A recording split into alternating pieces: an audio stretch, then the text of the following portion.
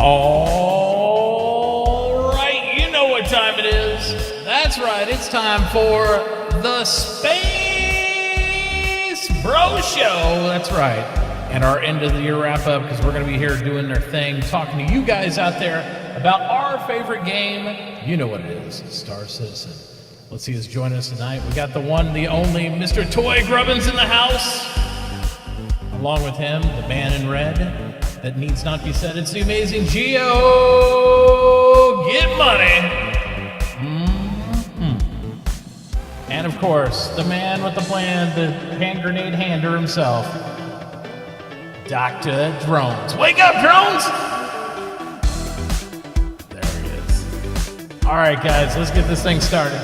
Let's do it.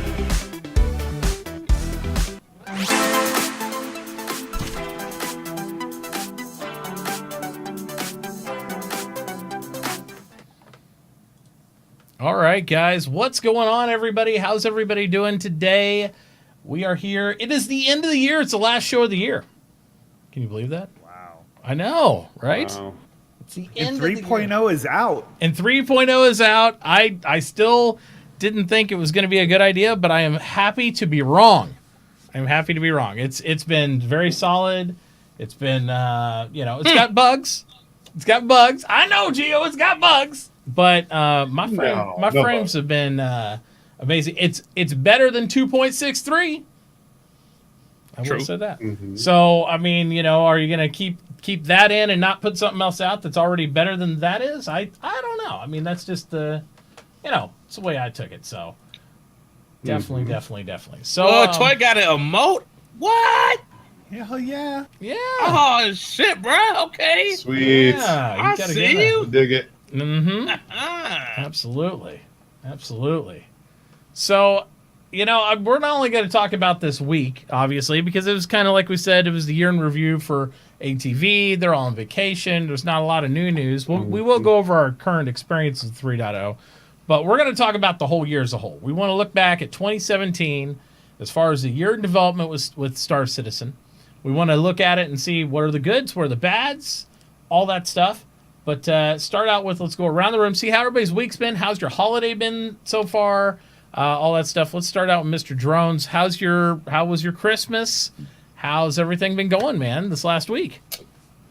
Christmas was okay. It wasn't too bad. Didn't do anything massive. Just little time with the fam and small Christmas, which was nice. It was way more relaxed than the big extended family Christmases, so yeah. I kind of enjoyed that. It was definitely different. A lot more keeping it in house. Good. Nice. Yeah, definitely keeping it in house. Good. All right. Toy, how about you, man? How's your holiday been so far, and what's been going on with you and all that stuff? It's been real busy, of course, children and all this stuff. So yeah. But it's been good, and I've been. In my off time, I'm playing Life is Feudal since there isn't anything better to play right now. I mean, don't get me wrong, 3.0 is great, but I've been playing 3.0 for a long time. So. Not like this. So good. All right. Mr. Geo, Get Money, how's your week been? How's your holiday? How's the family? How's all that been going for you over this last week? Been pretty good, even though I don't really like Christmas anymore. But for my son, he had a good time and got pretty much everything he wanted. And what else have I been doing? I haven't been doing too much. Watch live streams, getting excited for Squadron 42 now, finally. Because at first I wasn't excited, but I actually am excited for Squadron 42 now. So that's good. That's pretty much it, though. Right on. Well, it's not over yet. We still got New Year's Eve coming up and all that stuff. Hopefully everybody's got some good plans for that. I know we will be doing a stream celebrating all the time zones, at least in North America, on my stream. So we will be on the entire spread doing that whole thing from east to west coast, having fun and hopefully giving away some pretty cool giveaways and whatnot. We'll see what happens. But yeah, I'm excited about that. The holiday's been pretty good. The kids, the kids have had a great time, and that's the most important thing. My son has his birthday party tomorrow at 10 a.m. over at Chuck E. Cheese. A little early for pizza, but it's not too early for 6-year-olds to get them done, get that over with so they can just have fun and do all that. And then we got the family party Sunday afternoon for that. So we're going to be doing that as well. And then we'll be streaming with you guys. So we got a full weekend over here at the Mitauchi household planned. So it'll be very, very, very busy. And then we got some new announcements for next year coming up. We're going to have the Stream Theory podcast will be starting. It's going to be a one-on-one thing. We're going to choose a new streamer each month, feature them on the website. And we're also going to be taking articles and stuff, information from other streamers out there, and putting them on there for that way if people want to talk about different hardware, different software, techniques they use, all that stuff, and just do a little monthly little blog article on it to have some fun, kind of get some new content out there for people. And I'm hoping January we'll be able to start with maybe, so you guys, a game night to where we can play some Jackbox games on the air, if we can time them out right and do all that. I think it'd be fun. Cool. Yeah. Just throw in anybody who wants to be on there and just have a good time with the audience. Do it like one night a week or something like that. All right. Yeah, I think we got some fresh stuff coming up. And, of course, 3.0. And I know, Toy, you haven't had a lot of playtime recently on 3.0. Geo had a little bit of playtime a few days ago. I know Drones and I have been hitting it pretty hard. So I'm going to ask Drones, this week, how was the week on playing? Was there any highlights you had, anything like that was like really stood out for you? Or was there anything that was like, major bug that hopefully they address this as soon as they get back in the building? The game's been pretty good. I did some experimentation recently with stolen ships. Intentionally letting someone take one of my ships and then seeing what you could and couldn't do with it. So you can't store it, obviously, but we kind of knew that. You can't buy cargo. You can't sell cargo from it, which struck me as a little odd. I think there should be a way, maybe even at the less reputable places like Grimhex. I thought would have been cool, but no. So like when you steal a ship, basically, if you can't carry it on and off the ship, you can't really interact with it as a stolen ship. So just little things like that I've been playing with and trying to test out and see how they work and what doesn't work. Yeah, they don't have any of those mechanics in yet. Yeah, none of them. No, not yet. But I'm trying to test the limits today.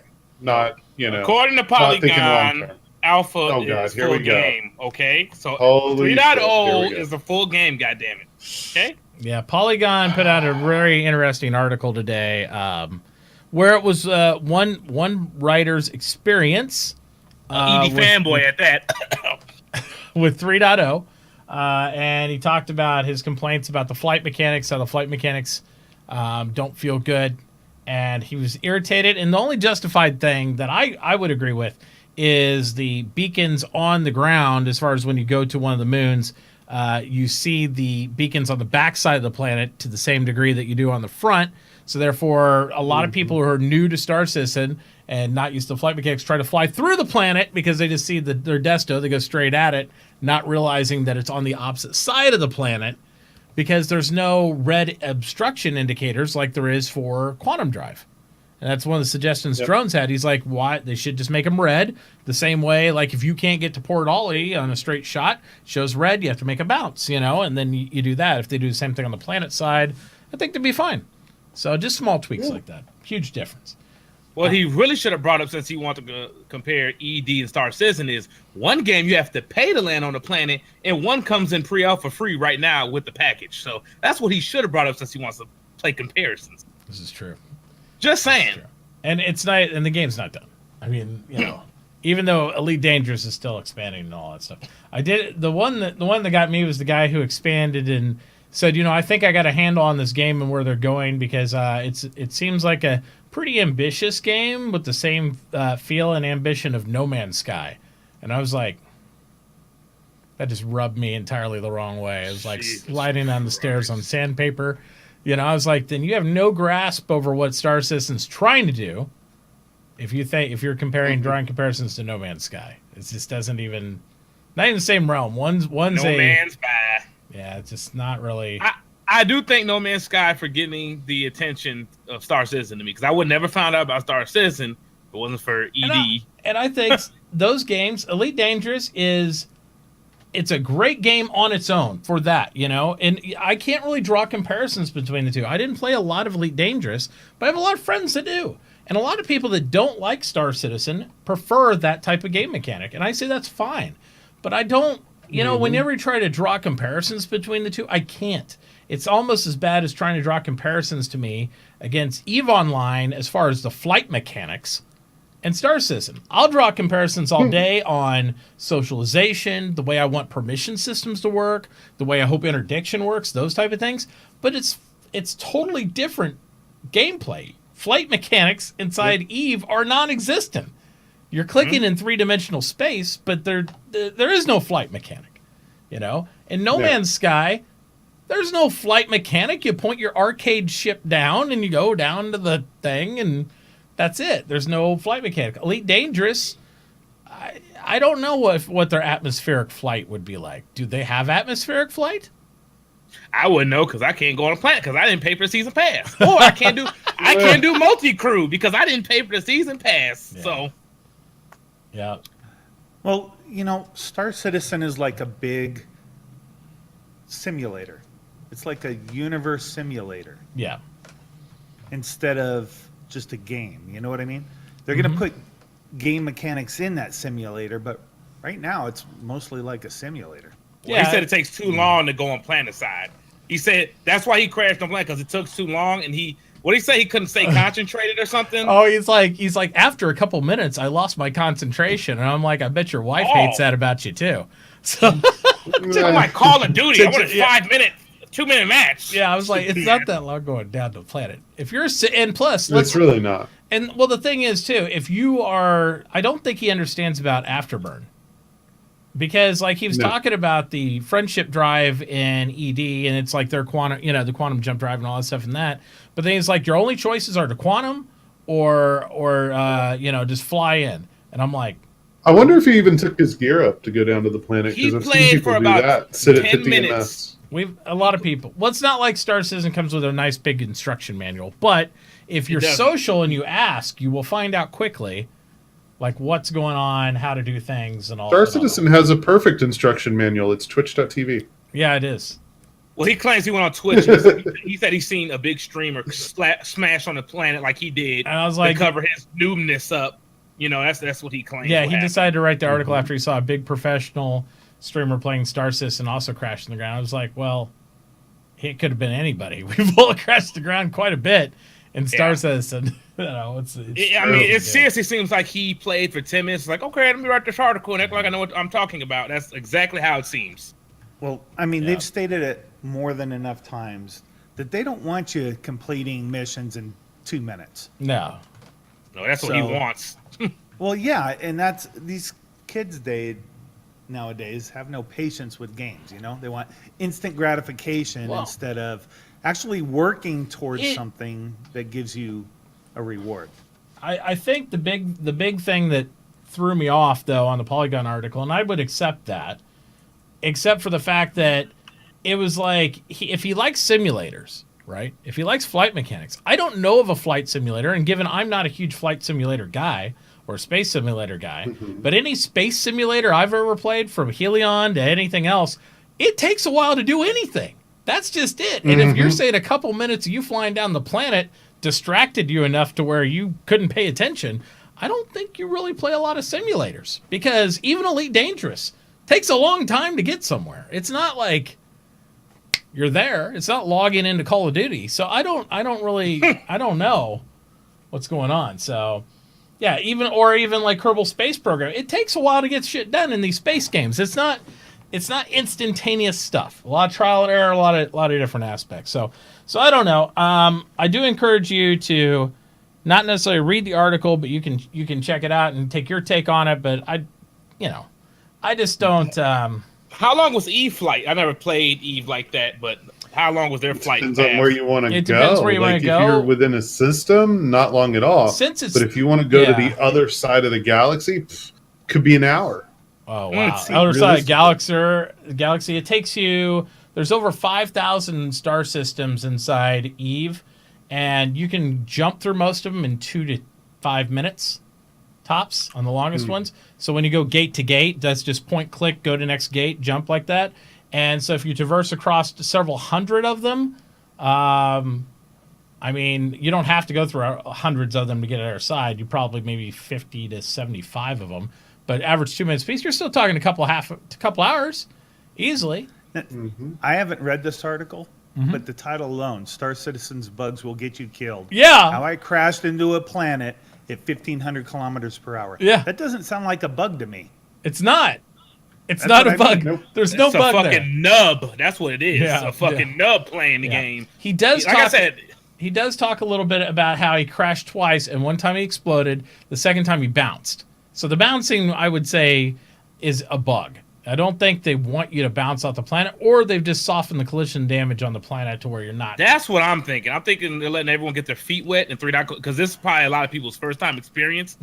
Let them get their feet wet, and when they come back with a couple Delta patchers, like, okay, now you're smacking that ground, blowing the fuck up. Yep. Because people only get one ship. You got to think, a lot of people only have an Aurora or a Delta. They smack that ship on the ground.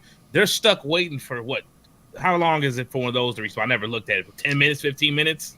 Well, if you don't Probably. expedite, yeah, it doesn't take that long, but even expedited, it's only like a minute or two tops. I mean, Oh, it's okay. pretty quick. Well, So, I mean, they're not going to keep you completely out of the game. I mean, the only ships that take a real duration of time are the largest ones. And I think the Starfarer Gemini took 30 minutes if you expedite. Otherwise, it's like hours and hours. You know what I mean? So you're going to be able to get your ships back for the most part. I mean, outside of capital ships, fairly quickly. Fairly quickly. And so I don't know. I think anybody, because I've heard that complaint too. Oh, I don't like how long it takes to get your ship back. I'm like, if you're a player where you've just purchased the game with Star Pack, it literally probably takes you longer to load the screen on your i5 computer than it does to like go down and get the ship and wait for it to respawn. If you're a seasoned player where you've dropped more money than we reasonably should have on this game, I'm sure you have more than one ship. You'll be okay. oh, yeah. You'll be okay. I got multiples of the same ships. When I smacked them, I'm like, fuck it, I'll go get that one. And Yeah. even if you don't, My problem right now is getting all my ships back from frickin' Levski. That's Oh, Even my if God. it's done, I just blow them up. Yeah. when this game yeah, gets exactly. It's released, like a reclaim. you're gonna have plenty of other stuff to do while you wait for your ship. Oh, yeah. You know what I mean? Yeah. Absolutely. You're gonna be able to crew on other people's ships, do other types of missions. So Well, you're not there's going a to lot want to of other fly stuff. by yourself. You know what I mean? You're not going to want to. I mean, I would say, and for those of you who watched my last stream session and stuff like that, where Kato hopped on and played with, so did Lynx, and it was really fun. All we were trying to do is go over to the mining outpost over at Daymar and pick up a load of stuff and fly it back and all that stuff. And it got really complicated because once we took the Caterpillar down there, there's a little bit of people trying to mess around. I ended up rolling my Caterpillar on top of itself on the ground. And it doesn't have enough thrust because of the gravity to flip itself over because it's so massive. So I couldn't even go forward and lift off in reverse. It doesn't have the kind of thrust on it. So I left it there. And the guy, because I blew up all their ships because we were experimenting with piracy. And the reason I'm experimenting with piracy is because we've watched all the videos. We've seen everybody else load up their ships. When they explode, they drop all the single-sized boxes, right? So technically, you should be able to salvage a ship. And it's the only way to get cargo right now. It's the only way to get cargo right now off another ship is to blow it up, which I find inherently is a problem itself. Because we tried, even me and Crazy tried, where I tried to load up a ship with some cargo, give him the ship, have him sell the cargo out of it. It won't let you because it's still my possession. When I claim it and I no longer own that ship, it's still my possession. There is no feasible way to trade cargo to another person without destroying their ship, you physically stealing it, putting it in your ship, and then driving it and selling it. But we haven't gotten any ships we destroyed to drop their cargo that day. We've seen other ships blow up and their cargo litters the ground. We haven't seen to where we could physically blow up the ship and get the cargo yet. And we know the mechanics aren't all in, but we're just seeing where those lines are and where we can. Were you only trying that on the ground, or did you try that in space? Both. Okay. Yeah, definitely despawn on the ground, and in space it would do the fractal hole, where it's leaving doors and cockpit seats and stuff, and not destroying the whole ship, but it's not leaving any assets behind. We even saw some of the SU boxes in some cases, the big ones, and they didn't break down into the small ones like what they do with the Caterpillar explosion. So still some stuff to figure out there. But I thought for right now what they're supposed to be doing is when the ship explodes, it'll drop a small single form packages of the cargo that are the carry size based on the amount of SU you have minus whatever they say is damaged or exploded. And it's a randomization. And you might get 5, 10%, 20%, 70%. You don't know when you blow something up. Right. You're going to lose some stuff, but that's the rest of it's supposed to be there. But there was no method we tried that would actually allow us to trade cargo, which is kind of disappointing. I mean, I know it's still early alpha and all that stuff, and I know they've taken some mechanics out right now because it just wasn't ready for 3.0. I just hope by 3.1 maybe we'll see some of that in. It's the small increments and stuff. Maybe I'll flesh out a little more. Just remember, 3.0 is nothing but the base engine. Yeah. That's it. Yeah. All the mechanics is what's coming in 2018. Well, yeah, supposedly. But yeah, this was really a lot of the tech work to make sure it works. Players in, because it does work. When it works, it's fucking fun as shit. It's just a lot of the crashing and the frame rates and the CPU spikes. That's what's killing it for me. Other than that, I could deal with the petty bugs and shit like that. They just got to get the frame rates and the crashes in order. Yep, absolutely. But the tech, it's good to know that it works. It's there. You can go to planet side, go back out, trade. All that stuff is there. The rest of the stuff, a lot of stuff is petty bug fixes. And I will say the animations are very tight. They're very nice. We went through a whole gameplay session in Korea with me and Kato where we're getting our criminal standing knocked off again, hacking the computers and stuff. But we were playing with the firearms, and I had my custom SMG that we got from CitizenCon Toy. It's in for us, and nice. you can see all the paint on it and everything for the custodian, models and everything. It is slick as shit. What about the ones that people bought? The blue one, was it the blue one? Yeah, the blue one's in too. I have the red one and stuff from that, but the blue one's in too. I didn't know that. Yeah, they're in. So we went in there and we saw 4 or 5 ships in Korea. So we had Lynx flying in there in the Cutlass, and it was pretty badass. We came in. I mean, we deployed right out. We were going up there, and we turned on our lights because the lights we found out even in Star Marine now work, and they work really well for blinding your enemies. It's amazing. It's like SWAT team stuff. You can sit there and go lights hot and just like walk down formation, went in there. There's nobody left in there, so their ships are still there from them either dying or desyncing or whatever. But we went in there and we had access to the ammo crates, so we were just shooting, trying groupings and stuff like that on there, which we realized they changed a lot of the keys even for shot selection. I didn't know that. So that's a whole thing. And for those of you who don't know at home, your headlights on your spaceship is number 5 now. If you want to turn your headlights on and off. Oh, that's why it didn't work.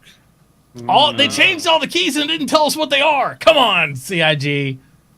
But anyway, so we go in there, and I notice when we're ADS and when we're aiming down sights and stuff, the tension, you can see the muscle tension in your hand when you squeeze the trigger. And you can see, we were looking in detailed up close, you can see you pull the trigger correctly instead of doing these like Call of Duty, like jerking motion, fake crap. It's like you pull the trigger and you're actually bracing yourself. You see your muscles tense up from the mocap of like pushing forward. So that way you're like bracing against your weapon like you do in real life. And it was so good. It was so detailed. It was insane. The little details in this game, I love. Like, even the Squadron 42 demo, like, he cracked his back when he woke up, or his neck, whatever. And then when he walked past someone, like, the AI kind of moved out the way when other people were walking past him instead of just bump each other and do that stupid, awkward walk around. Like, it's just the little details in the game that make it so amazing. You can thank Steve Bender for the amount of details on the weapon handling in this, because you can tell they spent a lot of time on the animation. We can also mantle now. Fully inside the PU. You can jump across desks. You can do, and the corner lean system is entirely in the cover system. So you can actually, when your gun goes up, if you press your right mouse button, you will do a step out lean to actually shoot now. Oh, that's cool. It's all in.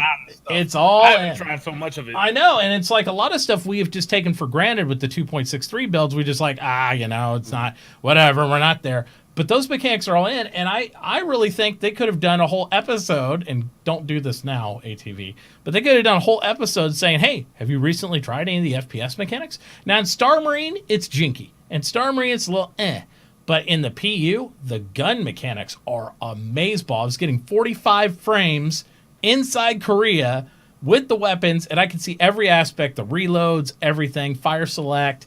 You can read the digital readout on the side of the gun. You inspect your gun. You can see every single curve and formation of every piece. It was cool. Way cool. So, and thank you guys for the resubs. I need them desperately. But but yeah, no, it was just a really amazing. I encourage people, do something in 3.0 that you haven't looked at since 2.63 and look at that difference in there, because they're there.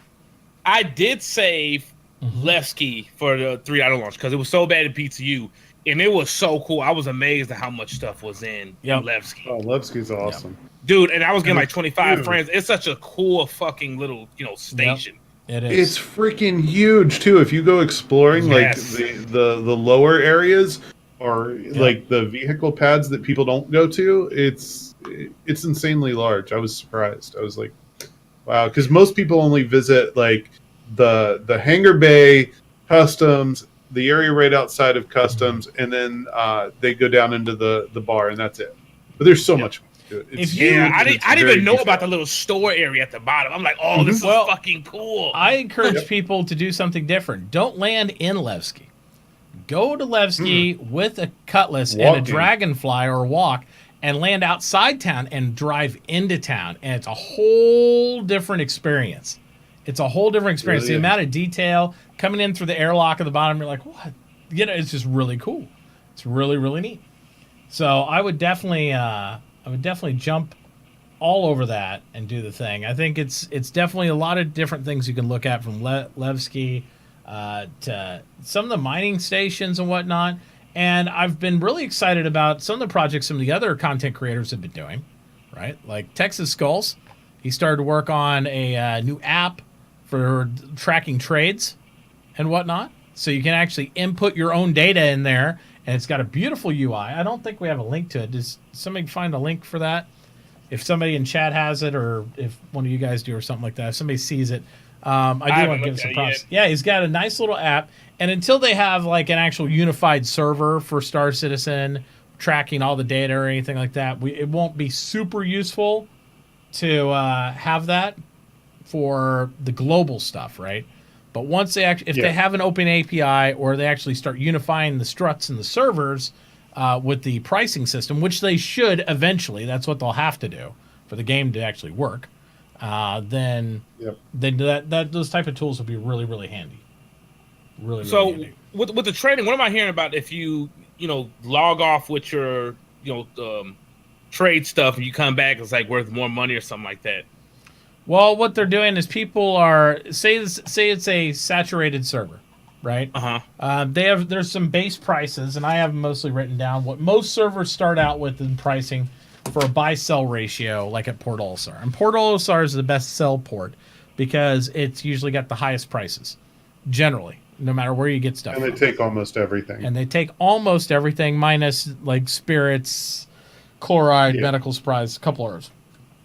But the thing is, these base prices, they depreciate as you sell stuff. So it's not static. It's already a dynamic economy. If I go there with 2 Caterpillars load of something, it's going to drop quite a bit the buy price for it. So we're already seeing that in Star Citizen. They already have that online. So you can't just sell the same automatic commodity all the time and just maintain the same beneficial price. But what people are doing is loading up with something that's a high value item. And if the price tanks that are logging off with that item, logging back in, and then when they have a fresh sale price, selling it all.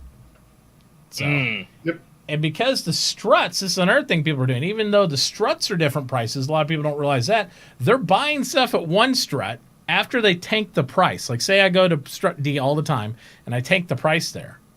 If I tank the price enough, I can just load up at strut D and fly over to strut B and sell the stuff. Oh, yeah, they're probably going to fix that. Yeah. Well, I mean, it's a lot of stuff will come online. So, yeah, gamers are going to figure out every little niche and cranny, you know how it is, on like how to get over on something. That's what we do. That's how it works. That's it. That's what we break stuff. Yeah, it seems like Chris didn't think we were going to break the amount of stuff that he thought we were going to break. Or they don't care at this point, to be fair. You know?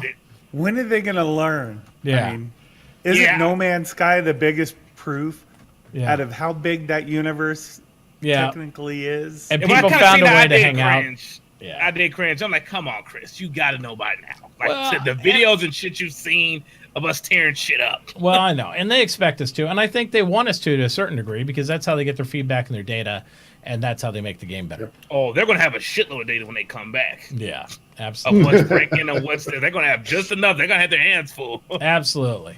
But I think the big thing in here is the fact that if we can break stuff, we're going to, and I encourage people to break stuff. It's like people are like, oh, I had a stream. I was like, experiments in piracy 3.0. And we were going in there and we are trying to blow up stuff. And people are like, of course, in local chat, don't do that. You're killing the whole server. I'm like, that's my intention. Yeah, that's the goal. I'm here Yeah. to break stuff and then go to issue council and report on it or support somebody else's post on it. That's what I do. I Don't break do stuff. that. It breaks the server. Yeah, we had that was a comment I received a lot in PTU. You shouldn't do that. It breaks the server. Okay, well then I need to do, ass hat. now I need to do that 25 more times because if it breaks the server, that's what I'm here to do. It's break stuff and have fun. But yeah, so overall, let's go over what everybody's little year in review thing. We're gonna we saw CIG's little video of month to month of all the amazing information they gave us every month. So there's good stuff this year, information wise, but I think there was a lot of filler, and especially I don't know who edited that video, but I do not envy them to like when Chris comes to you and says, "Hey, we need you to make a 2017 year in review and make it look good." Like we did some really great things, and I want you to highlight all those. I'd be like, No, that's what I would say. That's hard. No. That's hard. That's hard, man, because there was a lot of good shows. There's a lot of good talk about, but there definitely wasn't a lot of meat and potatoes. Also, But what can they show us while they're rebuilding the engine? No. They can't show us anything. no, there's not. I mean, other than the tech that they're coming up with while they're rebuilding this engine, which is amazing stuff, by the way. Yeah. You know, all the render to texture and volumetric fog and stuff like that. Yeah. I would call those some of the heroes of the ATVs, but really, I mean, it was all just rewrite of their Universe 1.0 basically. Yeah, it was really a replay of 2016 with a little different spin on it, right? Like, okay, this is where we're at now. I know we talked about this last year about this time, but this is where we are now with this. And it was just trying to get us updated on the tech. I mean, that's really all they could do. That's really all they could do. But so I know hated the burn downs. I hated them. I don't mind the burn downs. I think they're good for just give you that behind the scenes look, even though a lot of them are kind of orchestrated. Everybody get in a room. We're gonna have this meeting. We're gonna have a camera in here, so don't say anything bad. Here we go. Let's do it. Because there are some of the burn downs that literally made me look around the room and feel sorry for them. It looked like a forced march, right? Like they're all in there, like all in the corners, like. Okay, yeah, well, we got to do, guys, is we're going to sit here and we got to knock out these 175 bugs and we'll get this thing done. It's no problem at all. And Oh man, one at the UK studio, that dude looked he got fucking battered wife syndrome. I'm like, yeah, he just looks like he's gonna get fired. I don't know what it is. Like he's always fucking up, and then Chris looks at him like, all right, it's whatever. Do what you need to fix it. yeah. Yeah. Well, you could see towards the end of there that what's his name was Aaron. just getting, Aaron was just. That's why overly invasive. I think after literally after October, Aaron was done saying words. Like there was Aaron went on a code of silence. Like I'm not gonna say crap until this stuff's done because it's just the way it is. But it was definitely an exciting period of time and all that stuff throughout the development. So you mentioned volumetric fog, Toy. Was there anything else, the tech wise, that really stood out for you for 2017 that you really liked what they showed? Like I said, the render to texture, amazing. Yep. The SolEd, SolEd stuff was pretty good. oh man, because Although the their live planets are demo actually gonna left be- some to be desired. Well, yeah, but they're still working on it. And Yeah. I mean,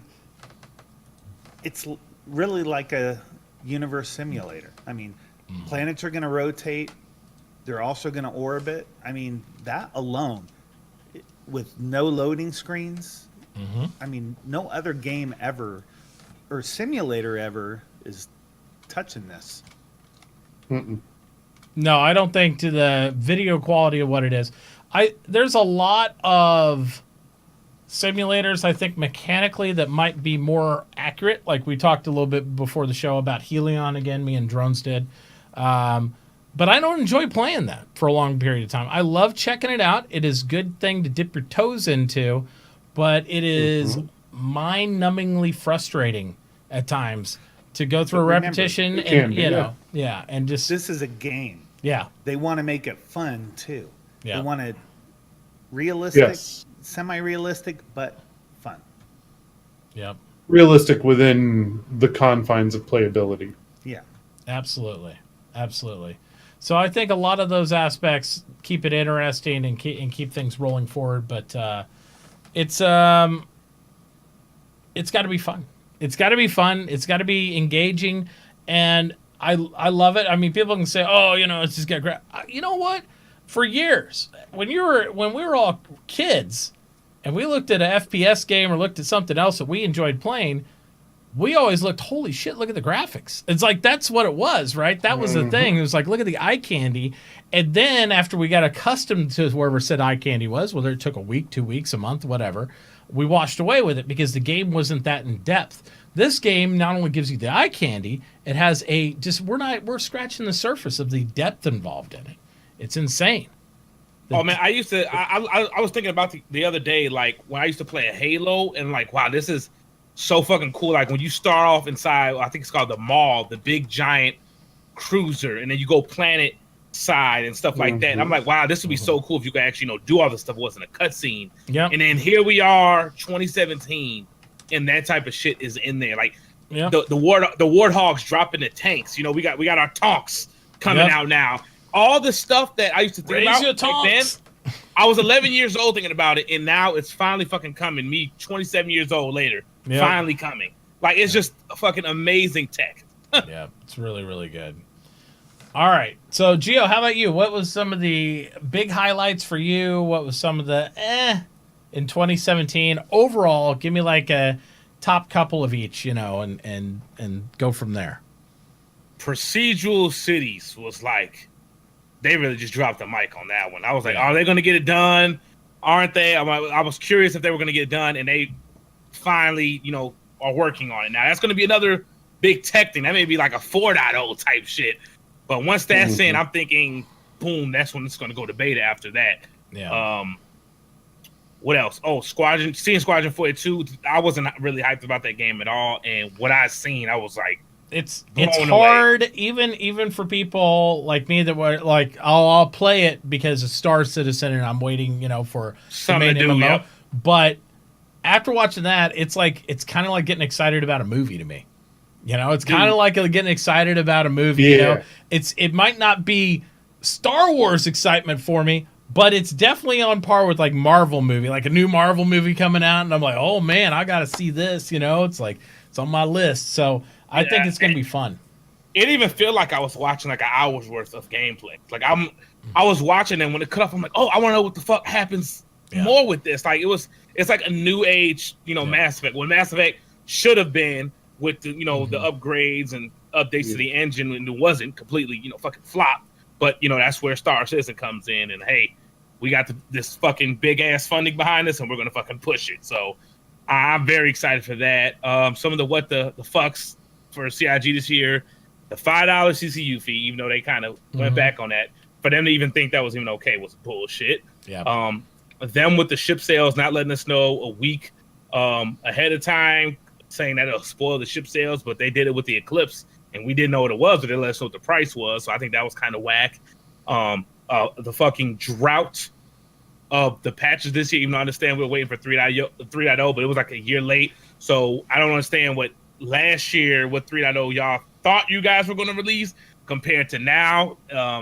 Just kind of worrisome. It was on a different engine. I mean, that's what they thought they were going to release. It was on a different engine. And unfortunately, They couldn't really. I don't feel like they felt like they could be entirely transparent about that to us.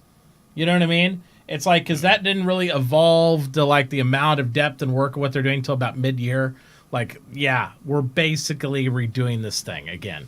And I think that's been a point of backer frustration for a while for people with the redos and the redos and redos.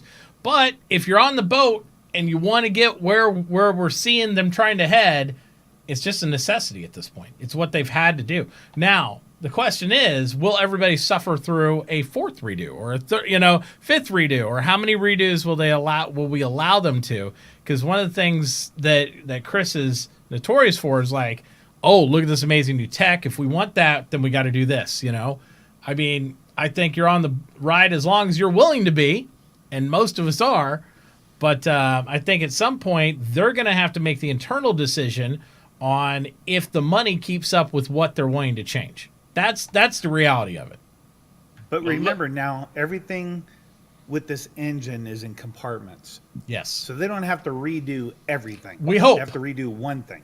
As far as we know. I will never say again, after being mistaken about their rewrites in the engine the second time, basically, because essentially, let's be honest about it, what's come out now is the fact that they got CryEngine. And even from what we've seen in the lawsuit and whatever little precursory accusations, we can defer the fact that they had to recode the engine from day one. They knew they were going to have to. They knew they were going to have to go in there and do that, and then share that recoding was the intention, according to Crytek's accusations, with Crytek to make their own engine better. Because the engine from the beginning didn't really have what they needed. But then it was evolved to where there was no way to make that engine what they needed. That was the problem. And that's where they met like deferred, okay, we're just going to have to go the way of Amazon with their branch, because Amazon has put a netcode and a functioning network in here that will work for what we need in the base code of what we already have from you guys. And we don't know what happened with the argument. We're not going to get into the whole lawsuit thing because we've talked about that last show. But at that point, that would be, okay, now we're doing a third redo of the engine, right, from then to now. So they've taken that code and do that. So, I mean, that's what I'm saying is now anything moving forward, it is our assumption they will not have to redo the base engine again. I went through this with EVE Online, too, because EVE Online had an even worse excuse. They wrote their own engine, they wrote their own code, and they forgot it. They forgot how to do their own code because it was so mangled and unorganized from 6 guys, 6 ice cylinders being drunk and like basically writing this game of EVE Online spreadsheet thing that they didn't know how to do it. So they had to spend a year having a team go back through and rewrite the game while it's being live broadcast in order to continue the game beyond a certain point. So, CIG is not the only company that's like, I won't say made bad decisions, but had to make alterations and adapt to what they wanted to do. So they're not alone. Trust me, I don't mind at all. I looked at videos like 4 years ago, and it's just amazing from where Star Citizen came from. Like with the ship reworks and all that, like all that stuff needed to come in. So I don't see that being a problem in the future, but we knew back then it was a problem with some of the ships. Like, okay, how is this going to work? How is this going to work without, this getting worked out? So they had to rewrite a lot of stuff with the engine, the ship systems, and now with their ship making, production, they have it down packed. Stuff with their tech is down and working in this engine. So I don't expect something like that to happen again. If it does, I'll be very shocked. Yeah. But see, WoW had to do the same thing because they came out with WoW, and then with the flying mounts, they needed to redo their entire engine. Yeah. So, and they ended up doing it. And now they're going back vanilla. Everyone wants to play vanilla now. It's true. It's true. And then the last thing I didn't like what CIG did this year was selling the land. It just was not the right time. I mean, I'm cool with them selling it, getting some extra money, extra funds, cool. It was just the wrong time. And you just came back from the amazing Citizen Con. You had a decent Gamescom presentation. 3.0 was around the corner. Wait till you get that in the players' hands. Let them see the vision, the tech, all the stuff that's going in. Then later on, when we had maybe some more cities, some more procedural tech, and players understand how massive these moons and planets are, then we can start talking about, okay, this is how the land's going to work. We got stuff, water, trees, blah, blah, blah, all that stuff going on. And then you wouldn't have got as much fucking kickback as you did because you just gave the fucking Haters and trolls more ammo for unnecessary time for no reason. Like it could have just waited. But it was going to come either way. I mean, you knew as soon as they released the Pioneer that they were going to have land sales.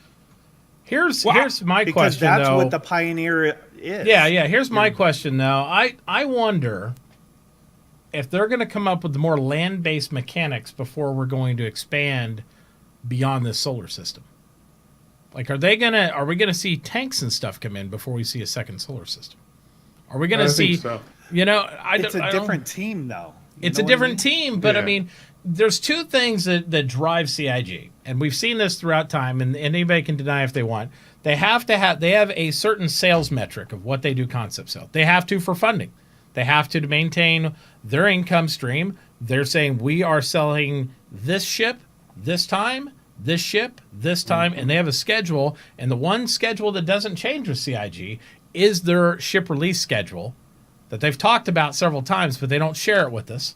But that's just when they're going to concept them. They'll give them to us when they're done, but they'll sell them when they need to sell them according to their plan. How much does that overarching plan impact what their focus is as far as what they're building? In the past, not at all, really. I mean, not at all, because they'd sell you a Starfarer, right? We know the gas mechanics aren't online. We knew all that stuff. And they'll sell you these other things, but they'll deliver them when they're actually completed. So my question is, with them, there's a heavy focus on land stuff over the last 3 months.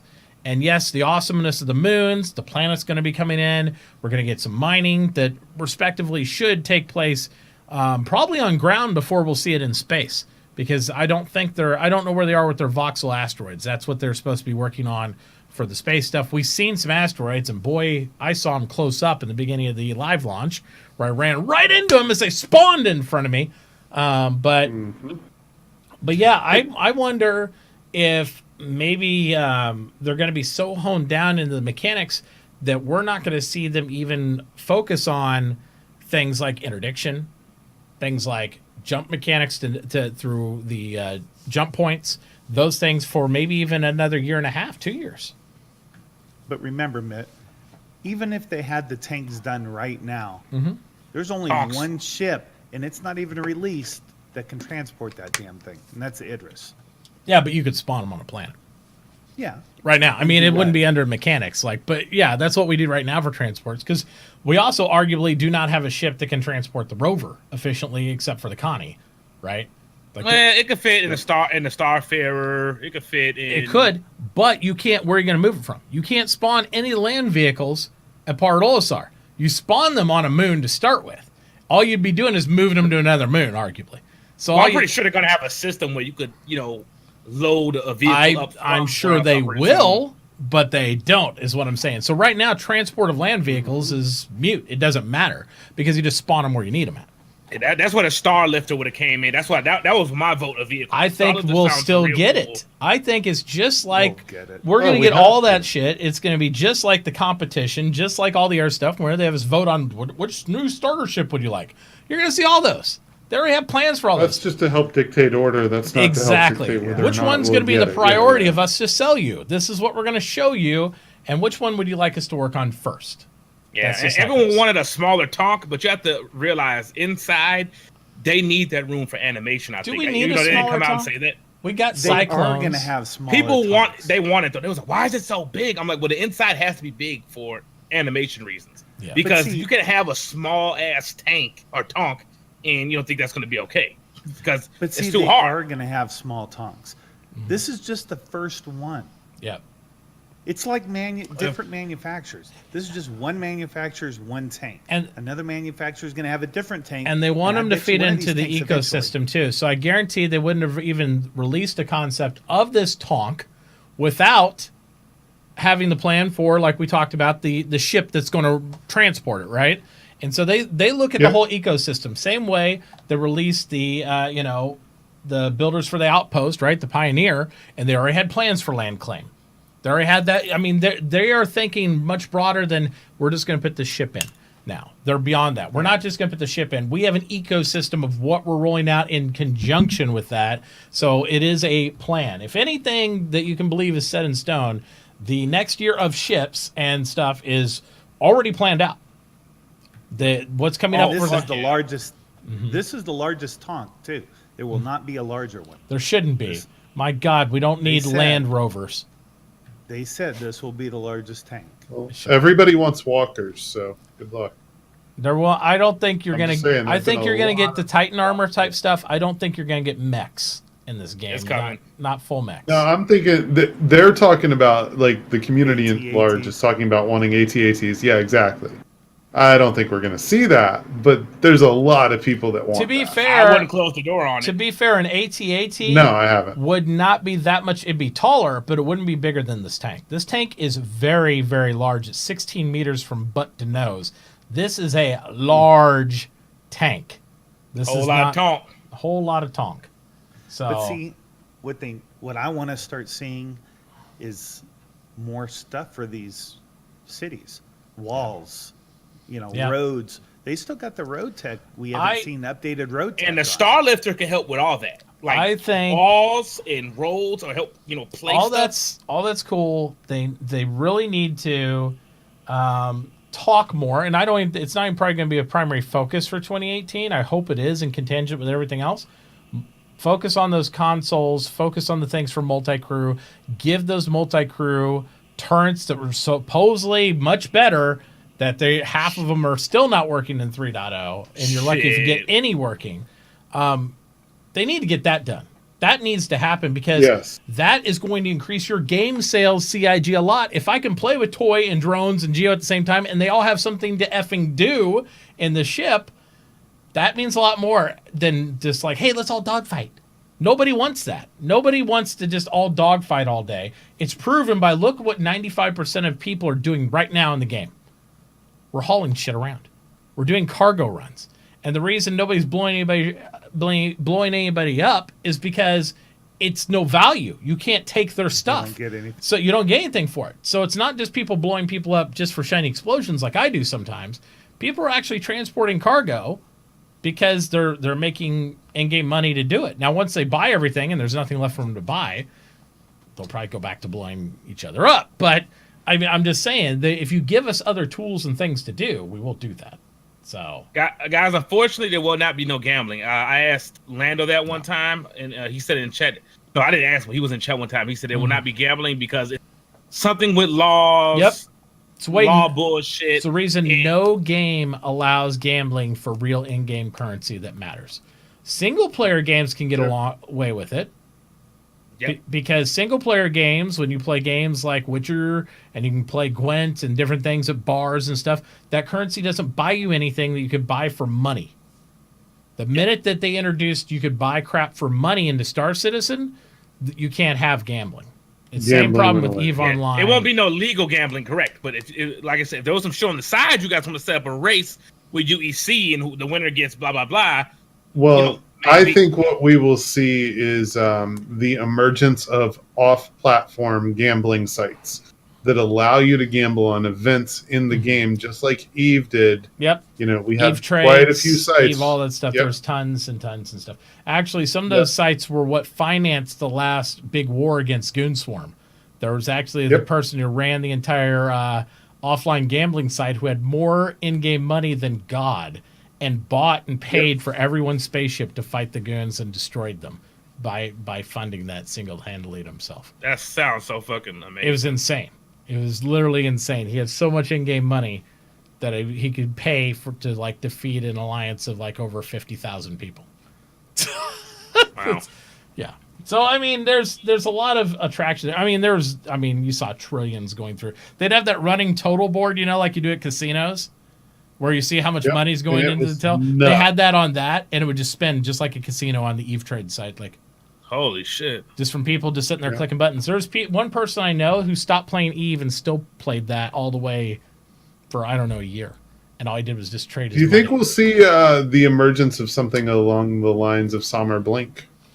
I don't think they can. And the reason I don't think they can is because I think the control system Chris and everybody's trying to put in there to negate gold farming and whatnot will disavow that. The way they got away with that with Summer Blink and some of the other systems was because, first off, they didn't care as long as they didn't get in trouble. CCP didn't. They don't care about the game as long as it's not on their platform. Secondly, EVE Online has an open API, which Star Citizen has talked about doing way in the beginning of the Kickstarter, I found. But since that time, they've gone very quiet about that, and I think that is not going to happen. With the additions of Spectrum and all the in-game type support systems and applications they want to build for Star Citizen with the mobile devices. Amazon's hands on it? No way. Yeah, they're just not going to do it. Maybe you'll be able to get Amazon coins. But I don't think you're going to be seeing an open API or all that stuff. I wish they would, because the cool third-party tools, like what Texas Skulls is trying to build and everything, that stuff is the stuff I love. I love seeing players and people passionate about a game being able to build systems and use their own ingenuity to come into the game and say, hey, they don't have a system for this. I'm going to make it. I'm going to put my footprint on this game by building a support system for it. It's amazing. But any of those big companies aren't going to let it happen. Look what happened to Minecraft. As soon as Microsoft bought it, no more third-party stuff. That's it. No, it's drowned it out. They got dicked. Yeah. Well, I mean, Minecraft's made its money 40 times over by now. I mean, it's that, oh fuck yeah, still does to this day. And now they're making a lot of money off the console peasants. And that's not what's hot with the kids anyway. The kids don't play Minecraft directly. They do sometimes, because you can play for it free on Windows. It's a Windows app now for Minecraft. But what they do is they play Roblox, and Roblox is like the cheap knockoff of that. And it's Roblox you can make into anything with all the mods, and you just buy mods, and that's the whole thing. That's the whole big money there. So that's my kids. If I hear about Roblox anymore, I'm going to scream. It's like, oh, I'm doing this. Where are you playing Minecraft? No, we don't play Minecraft, Dad. Were you old? Sorry, we play Roblox. For Christmas? I thought Roblox came out first and then Minecraft. No. And then, I don't think so. No. Roblox My kids, is that's fairly all new. they want. Yeah. My Builders Club is up for renewal. Yeah. That's our Roblox thing. Yep. Oh, yeah. That's back in my day, we had Legos. Yep. The API for EVE only showed up a couple years after release. No, I mean, that was the decision on them. But I'm just saying, EVE never built the system tools, right? They never had those. EVE built their own system tools way after the API release. They let their players take over that, because the players had the time and money and stuff to invest and do that stuff individually. And actually, the systems are pretty amazing. The eShip fitting tool, the EVE trades, where it had a calculated spreadsheet, much like what Texas is trying to do, although Texas is prettier, to be fair, where you just put in data and would show live tickers of where every region was, so you could facilitate trades. And it was almost 100% put in by initially by players before the API was released, and did exactly like Texas. There were so many players inputting accurate data that you could actually make trades, and then it had a differential where it would actually, if you were too far outside the trade, just like what Texas is doing, it would just negate your entry. So if you tried to inflate the market by saying you bought something of billions and it was only worth like 10,000, it would just negate you as like, inaccurate ratio data out the side. So there's just something like that with Star Wars Galaxies right now too. It's every major game with trade and economies had one. Everyone. There's not one. They'll show you the location. Well, with mining, I should say. Mining, they'll show you what area has the hot, mining for that, blah, blah, blah, for ore or, iron, diamonds, whatever. Absolutely. You could drill that. Once it's all sucked up from that area, they update it where to go mining for that. So it'd be cool to see the mining one on top of the trading one as well. Absolutely. All right. So since we're already elbow deep into this, before we get to drones here on his loves and hates and all that stuff, we're going to go ahead and get started on our raffle. Traditionally, we do on every single episode. And tonight's raffle is sponsored by Space Zombies, the fine purveyor of zombies everywhere. But if you need space zombies, please shop with the one original Space Zombies that makes the best zombies in space. And it is going to be an amazing starter package he's doing. So nice. Get in the game, guys. Do the thing. And to facilitate the starter package, I don't have it updated either. So somebody please link for each individual person, because I don't think the SBG or the guests is accurate to I think they fixed guests finally. Did they? Vermont. Okay, They did. good. Well, They've earned their keep for today. there you go. So we make sure you're following everybody on the Strum. You have to follow Geo, Toy, and Drones, and myself, and then you'll be able to be qualified for this. So make sure you're doing that thing and loving it up. Also, while I mention it, I might also encourage all of you to enter the monthly giveaway. We are drawing it New Year's Eve night after we cross the midnight hour of my time zone. Well, maybe even the West Coast time zone. Might wait for that. And one person will win a reclaimer. You do have to enter that offline over on the Mitauchi.com website there, but it was pitched in by Geo Drones and myself for that one, and then we'll be issuing out a brand new one starting that night from the Space Bros. We still got to talk to the rest of the team, see what we want to do. But it's going to be the Bengal carrier we're giving away. So all right, funded by Geo Get Bengal. Money. Geo got real money, and he's going to be doing Geo, when did you downsize, man? I thought you were doing the Retribution. When did you downsize to the Bengal? Yeah. You know, fuck it. We'll do both. We'll do There you both. guys go. Oh, okay. Nice. On me. On him. All right. And you can also get a custom Van Duel character sponsored by Geo Get Money that will be handcrafted by Jay Lee Art. So he'll be doing that himself live in the air, customized with your facial features. If you believe any of that horse shit, then you should. I have a bridge somewhere I can sell you as well. So good God, guys. All right. But definitely make sure you get in there and do the thing and get all those giveaways. We are also going to be doing some other prize pools on New Year's Eve night and all that. So make sure that you guys are tuned in for that. Even if you don't get the big reclaimer, we'll be doing stuff all night long. So hopefully, and if you guys can stop by during the show, feel free. We'll do multi-streams and stuff. So how good did the reclaimer look to you guys? I know you guys probably talked about this, but how good did that reclaimer look on Squadron 42? I was like, it looks really good. I'm excited to either have or be in one. I am not as combat-oriented excited about it, though. At combat, I don't know. People are like telling me how they're going to blow me up with their reclaimer and crush my ship. I'm like, it's cool because it's industrial. Yeah, I was like, I know you're joking. They're like, oh no, my claw will be doing that. I'm like, your stubby penis on the front of your salvage ship will not do crap except sit there fully erect the entire time and do nothing. Nothing. Go head on with the Idris with that railgun pointing at you with that little claw. Now I would love to see how that turns out. I just make sure you record it so I could get a good laugh. Absolutely, yeah. What I want to see is how the mechanics for the drones are going to work. That's going to be exciting because we have them coming up in several ships, right? The Reclaimer, we know the Carrack's going to have them down the road too. Mm-hmm. We know the Crucible has drones as well. It has a drone bay inside the Crucible. There's a lot of ships that are going to have these drone bays, and we haven't had a lot of information. The only thing we've seen is those camera drones, right? Like the same thing we use as the repair drones formerly on a lot of the repair stations. So it'll be interesting to see what the plan is for that. They did talk a little bit about that during CitizenCon, about the drones and whatnot, how they could actually do several roles. They also mentioned that they're not focused on ever using drones right now for combat. They don't want to have combat drones. They want to have utility drones that could do anything from repair to maybe even salvaging, mining, those type of roles. But they don't really want to do a combat drone because I think that takes it out of the player skill hands again. What stopped me from ramming a person with a utility drone, though? On plan, just well, you could beat somebody to death probably with your paw tool too. It doesn't make it an official combat weapon, I mean, it won't be official. It'd be unofficial. Yeah. So, but yeah, I don't think the joys of emergent gameplay. I just don't think the combat drone thing has a place inside Star Citizen. It'll be real cheap. I can see a lot of people getting fucking trolled and pissed off with that thing. Well, a lot of games have drones and thing, and with death mechanics mattering so much, I think it's one of those things that you need to put yourself at risk and not always have some drone on a wire to do stuff because people will get really trolly with those really quick. I know I would.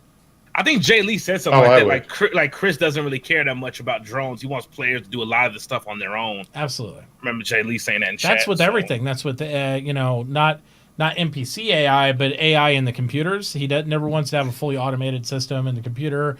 It wants to be something that is precursory to a player because according to lore, we don't want to have the rise of machines because that already started to try to happen. They're like, yeah, we ain't having sentient AI do crap. So Commander in this Benkai, to universe. that question, I liked how they were used in Ghost Recon. I like how you could go and scout the guys at a base, and then you could plan your attack on how quiet you want to be, or learn the players. I was or going to say, AI, how they're going back and forth. also, and as much as I hate the game, Rainbow Six Siege, I think that's a good application for drones. Is also scouting, like the little car drones, the little flat drones. To get That was cool. Anything recon-wise, I think is good, and that would be a supportive combat role. Those would be cool. I would even support a drone that I would like to see the next level, the hologram. You know, like the hologram thing they had for the kits for the FPS. How cool would it be if you had a floor drone that actually projected the image, and you could like, and then it just threw a dude up there, so you think he's on the corner, and you're like, oh, now we're getting into it. So, yeah. I don't know. I'm thinking, you know, as far as a reclaimer goes, you know, you're going to be in charge of the drones. They'll fly out. You're still going to have to scan and look for pieces that you can cut out safely. You know what I mean? I don't think you're just going to be able to go up to any ship and just make it disappear with the drones. You know what I mean? You're going to use a scan on the ship with the drones, and then the drones can go over, cut that one piece out, and bring it back to the ship. I think that's about as much use as you're going to get out of the drones. Yep. Repair and scrapping would be good. Stuff like that. It'd be cool. Yep. But all manual control. Yes. Definitely manual. I think so. Because if you have anything that's push button to itself, I don't like that. My favorite drone is a Doctor Drone. Thank you. There you go. Speaking of Doctor drones, let's talk about the Doctor. And what did I do? What do you like and hate? What was the highlights of 2017 for you? Oh, for me, absolutely 100%. The ship shape on the Javelin. Sorry, I loved it. It was fucking amazing. I can't wait to be on board. It's so freaking massive. It's, you know, like I knew when I got it that this is a massive ship. I'm like, but seeing it just like, holy crap, what they're doing with it is amazing. I'm very impressed. Insane. And then, what's up? Yeah, it's insane. Oh, it is. It's nuts, and I'm excited for it. Like, I can't wait. I genuinely want to see like the medical section on board that Javelin. I think that's going to be fun. A gun range. I didn't even know they had it on there. Yeah. Yeah. Like, that's insane. It's really cool. Yeah. That's cool. Yep. Yeah. I'm just there to They play the need air to hockey. add those gun ranges to every place that sells weapons. So you can go in and try the different weapons out. I don't know why they don't add They that. have the room for them, right? Like there's a door. And I think in some of the shops it says something about like gun range, but it's just a locked dead door. It's not. I think that's definitely because if I try a weapon like in every other game, I want to try a weapon where I can shoot it. Yeah. I mean, makes sense to me. I agree. Absolutely. I What couldn't agree about more. something you didn't like? Something I didn't like. I'm gonna go back to the land claim thing. I didn't like the way they did it. Not so much that they did land claim, like that doesn't bother me. And we talked about this a little before the show. I don't like that it came with the ship, and you didn't know the value of it at the time the ship was on sale. That's what bothered me, because realistically, it was $100 price difference on the ship if you factored in the value of the land claim that came with the ship. Yeah. That's something that would be nice to know at the time you're deciding, do I want this ship? Do I not want this ship? Absolutely. $100 is a big difference in the actual core value of the ship. Correct. Yeah. That's the thing I didn't like. And I just thought about it. They only accepted cash. They didn't accept no store credits, which was kind of dirty to me, to be honest. For the land claims. For land claims. I just bought a physical. Like, if it was physical that they actually made me use cash, I probably wouldn't even be that mad. But the fact that they made me have to use cash to buy land, I'm like, wow, that's even worse. That's stupid. Like, I don't understand that. Yeah, I think it's just up to their choice in that. But I can honestly say that I've your guys' opinions all have merit. I really feel like it's important to look at all aspects of the stuff, and hopefully when they roll out things in the future, maybe they'll make some adjustments on the way they present it. So I think they've shown they're pretty good about that. I personally don't care about land claims at all. I really don't. What I don't like about it Yeah. is the fact that they're not selling it now. Why? It should just be on there all the time. Yeah. Big and large claims. Well, At least the $50 one should be. I don't know that necessarily you need to put the estates up all the time, but yeah, I think you should be able to get something. Even if they made like a smaller one, like like a 20 by 20 would be fair. I'd be cool with that. But there should be a way to buy a land claim at any given point until the mechanic physically goes in, and then I can see taking it down. That's what I'm saying. You already got the backlash for it. Just leave it on the fucking store now. Yeah. I mean, I don't see a value of them leaving it on the store. Because they create synthetic desire by making things limited. I mean, that's been a metric of Star Citizen to begin with. And I accept that because that's how they fund the game. It's just like if they leave the Super Hornet up all the time for sale, or if they leave some of the other ships up for all the time, then there is no rush to buy. Every single person who backs the game between now and when they re-release something gets excited, and then they grab stuff when it's synthetically made in a limited edition. well, ships could be sell limited because if you look at like maybe only so many get manufactured, or it takes more time to manufacture these ships. Land is just there. Well, so I can see why those would have to not be limited, because those are going to be just as common as an Aurora. But they're creating the synthetic limited availability of it the same way they did the spaceships. They're following the same metric what they do with everything else. Well, I don't know. From what I've seen on the sale, they didn't sell that much land when that. Yeah, but like the rovers, like people still bought more ships than land. Me and Toy had to wait a year to get rovers because we missed on the first thing. But there was no good reason for them not to have rovers on sale all the time. You know, like what? That's a simple ship that should be on it, just like the fucking golf cart. I mean, that's what I'm saying. It's a $50 rover. I mean, it should have just been on there the whole time.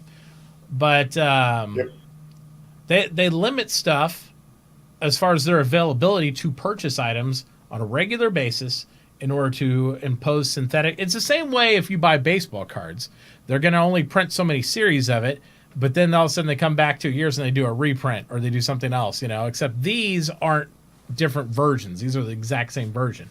And the only way to create a limited availability is to limit the period of time to sale. And that's why they see big boosts. That's why you see when the Banu gets re-released during the anniversary sales, everybody goes ape shit over it. And, a lot of people point at that and say that's bad play, that's not cool, that to me is just naturally how this system works with CIG. And I think it's in their interest as a company to do that, and I think it's in our interest as backers for them to do that, because that's why people get excited and influx more cash into the game that we've already supported and help them build it. Because if they had it always available, I just don't think they get the same type of money out of it. Yeah, with ships, it's like a little meta game in that when people talk about, I'm gonna get this one, got this on my radar. Yeah, I pretty much caught up to all my ships. The only one I'm looking for now is a Javelin, which those I understand, Idris and Javelins have to be sold at a certain amount, because if you have too many of those in the universe, a lot of people can get wrecked, a lot of griefing and all that. You don't know how many people want those just to troll or whatever. Yep. So that's kind of good that they have a limit on those. That's a lot of money to troll with. I'm sorry. I didn't get mine to troll. I got mine because I want the med bay on it. Like that's me too, man. But there's people out there any amount. Yeah. Oh yeah, they get a good laugh and fuck people over online. Oh, this is fun.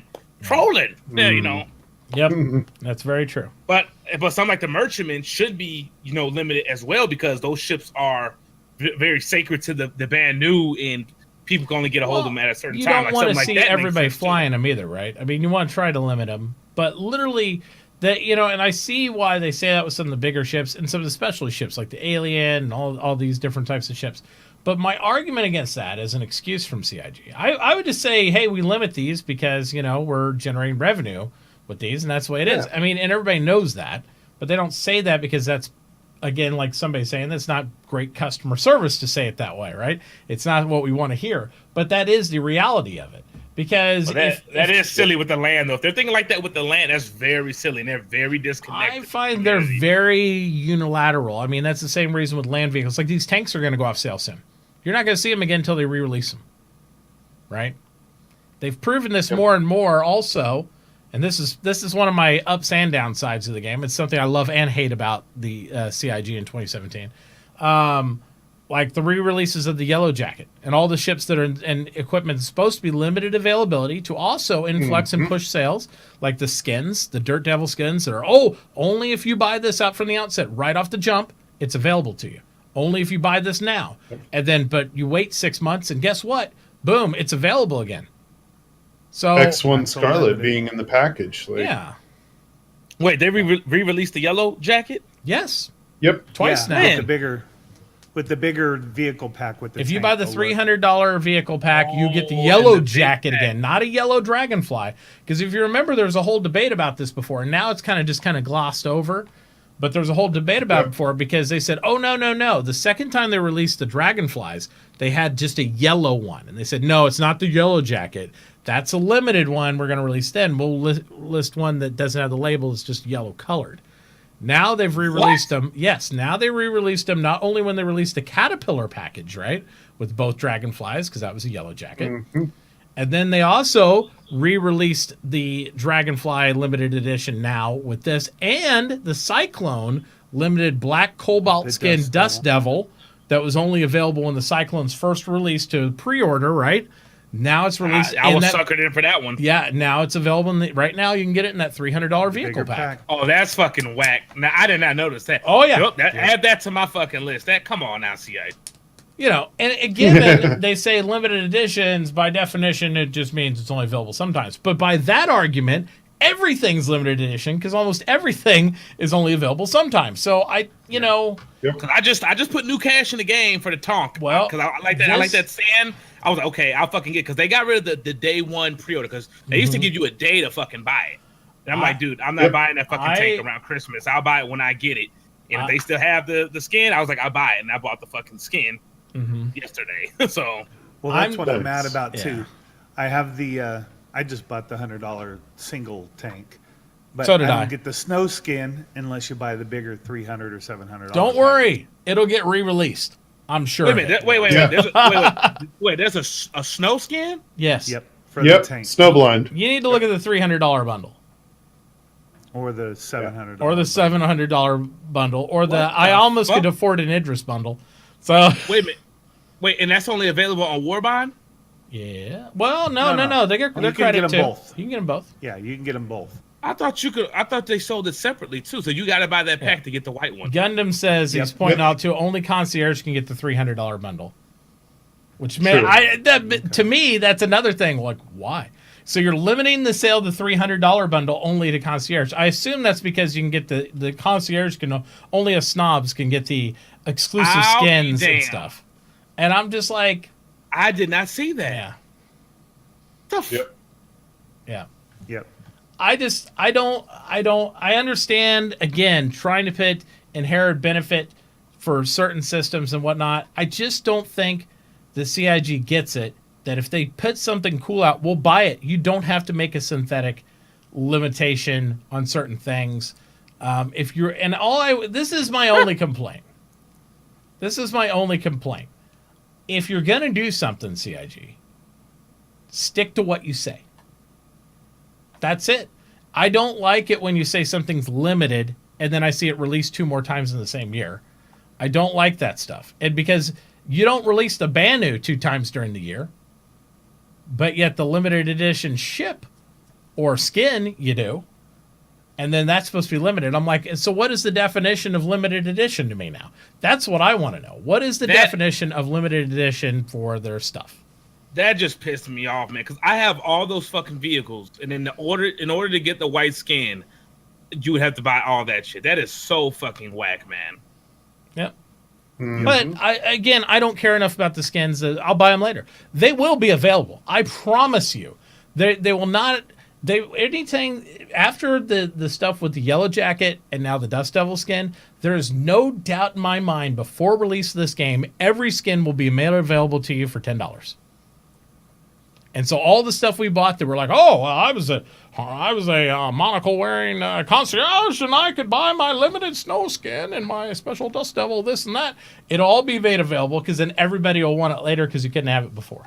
So I sure wouldn't have put new cash into. If I knew they did that shit, I would have not bought that Tonk with cash. I would use store credit. As much as I love CIG, as much as I love this game, I do not trust the marketing department to ever, ever, ever again tell me anything will be limited edition. I do not believe it. I call bullshit. No. Everything will be re-released. Everything will Except be for made the Scythe. available. The Scythe and the Idris M so far have been the only ship they have not But sold again the so only far. reason the Idris M should never be is because they wouldn't be able to control and balance the ships in the universe. If the Idris M all of a sudden was open, everybody would buy one. Everybody would have inherent railguns from day one. Everybody would be like, I'm going to troll the shit out of the universe with it. And everybody and every other ship's that. Same problem I have with the mechs. Everybody, I would love to have mechs too, just in general in the concept. The problem is, think about a 3 to 20 story tall mech inside Star Citizen, and think about what it would take to kill that thing, and think about how it would unbalance every other vehicle they're even selling right now. It would unbalance the entire majority universe. of the game is supposed to be mid-sized ships, right? Yeah. I mean, you have your starter ships, and then you're supposed to move up to the mid ships, and then the big ships are supposed to be org based. Yep. So everything is supposed to be mid ships. And like Mitt says, you got all these mechs, you just throw the whole mechanics of the game off. The whole mechanics are off. Unless you make mechs that are really beautiful and tall and easy to kill, which again would be lame. Really lame. Nobody wants to see nobody wants a super robot that can get taken down by a constellation. Right? I mean, I wouldn't. I don't think of Gundam and be like, oh yeah, you know what, Connie should take me out. But you're talking about then creating a mech that costs as much as an Idris. And then it's like, you know, there's Titan armor, I think, is where they should live at. I think the mechs, like maybe an AT, you know, like that, they could do something like that. But a true like a mech warrior type mech would be cool. When you go above that, when you go to like Gundam type shit, it's getting out of hand. Like, yeah, yep, exactly. Need vehicles transformed. You have to buy the full 5-pack and make a transformer. We'll just have Voltron in there. Each gets a robot lion, and we connect together and make a super powerful one with a sword. Oh, God. Yeah, No. they just don't make sense. In this universe, it doesn't make sense to me. So, I know one thing. I just messaged concierge about that shit.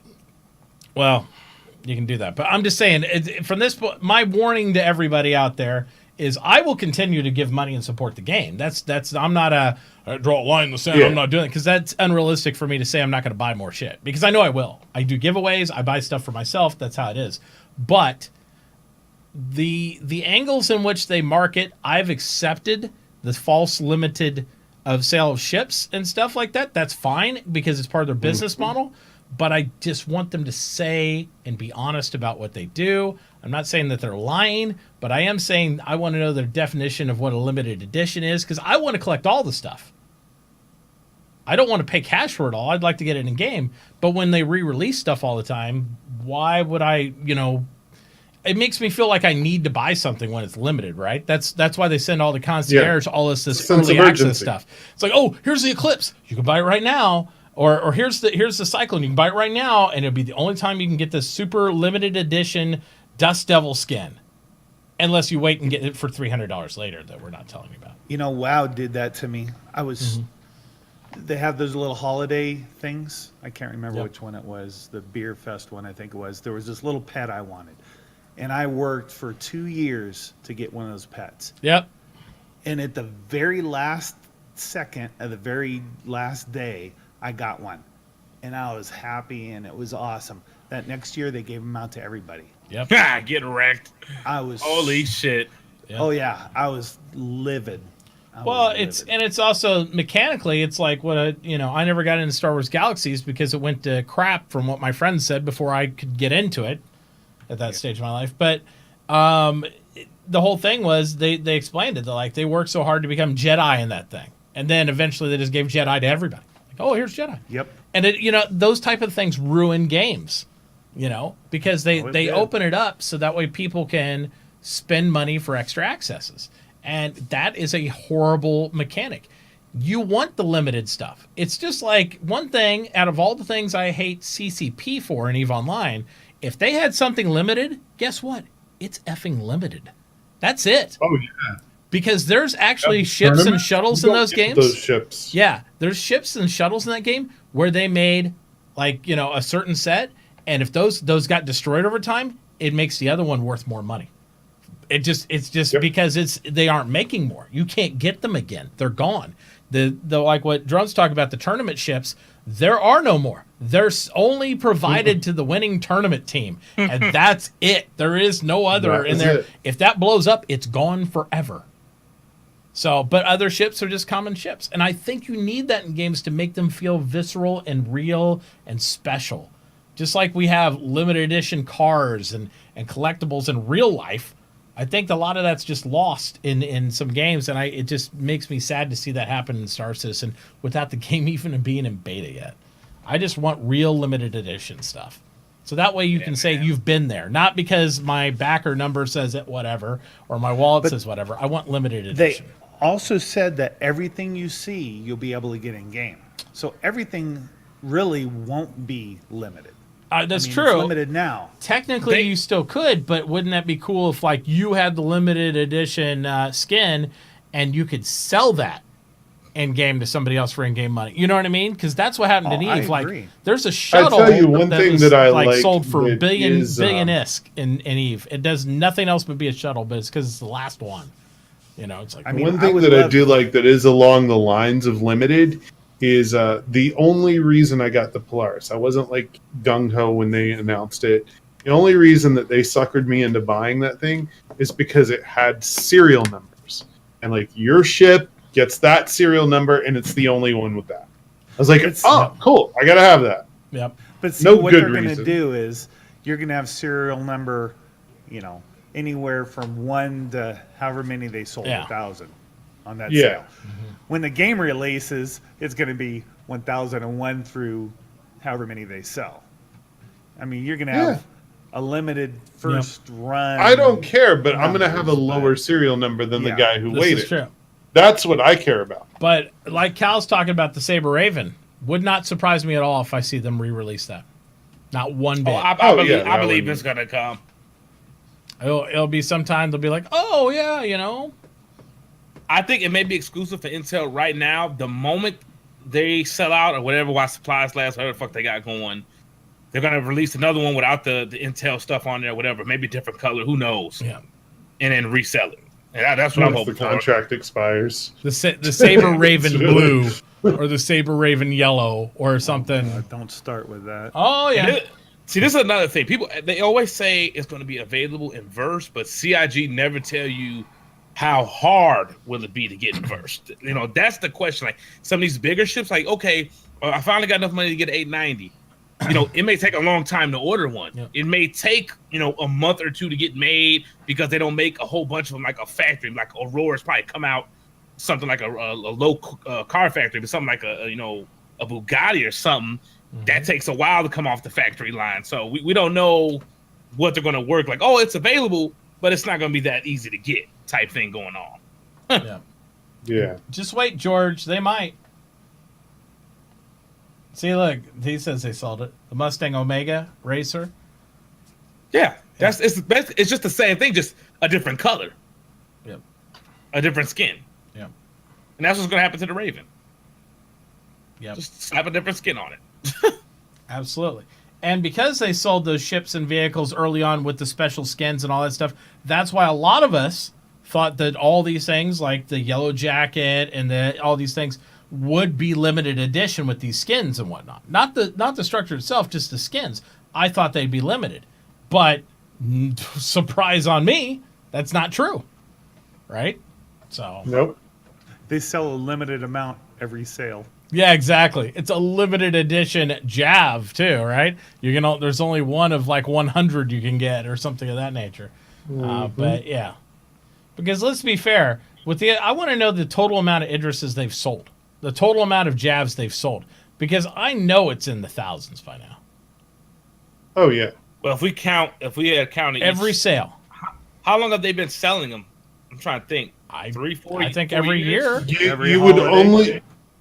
only get the number that were sold as part of like the events, like the holiday sales and stuff. You would lose the statistic when you start factoring in the completionist Yeah. packages and the things like that can be bought anytime that include some of those ships. Mhm. So it'd be You really both tough have to nail you both down a have number. javelins, don't you?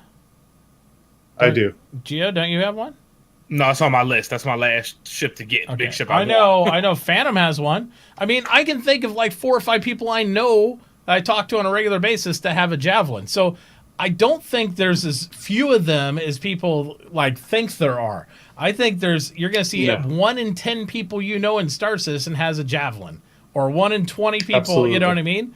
It's going to be ridiculous amount of stuff. So when they're But it'll dilute when this game releases and 1 million people come to play it. Yeah. You know what I mean? Yeah. that's why they need I a mean, 2-week we have waiting a period. And core. stuff. I mean, we're all the hardcore Star Citizen people here. What are you know what I talking mean? about? We're very passive about it. Yeah. I'm busy Yeah, actually, playing. It's Now mad. I think about it, there's probably more Javelins than Idris M's. That's the crazy thing. Probably. Yes. I definitely believe it, because I don't know how many. I don't think I was first round of Idris M's, because I probably would have bought them, but Yeah. yeah. Yeah. Well, Paul Bear saying javelin jousting coming soon. I really think that's what I'm going to do with the reclaimer. I want to do reclaimer jousting. It's already got the pole on it. You just joust. See who Or we survives. just have a tug of war. Oh, that'd be cool too. Tug of war. Clamp onto something. What would you pull on? Yeah. Like a spaceship? Like tug of war How about constellation? a constellation? Yeah, tug of war constellation would be amazing. See it rip apart. I have a reclaimer boxing matches. Absolutely. Absolutely. But no, that was my bad side of like this year for 2017 was like the limited, non-limited sales.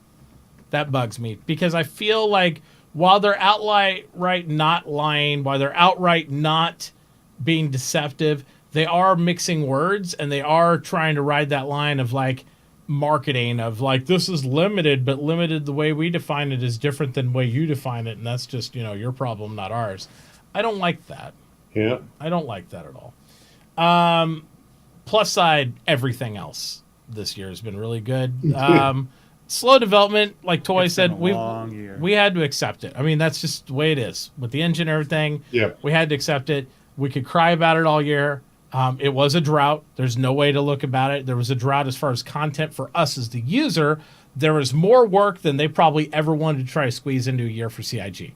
So while we were suffering from a drought, they are probably suffering from literal exhaustion of trying to get this stuff done. So because Well, I mean, especially talking to remember- some of the devs, right? At TwitchCon, they were living at the office. Yeah, For they weeks were. and weeks Yeah, on they end. had to work through weekends to get their regular days off, not because they're required to, but because that's what they're trying to do in their departments to get shit done.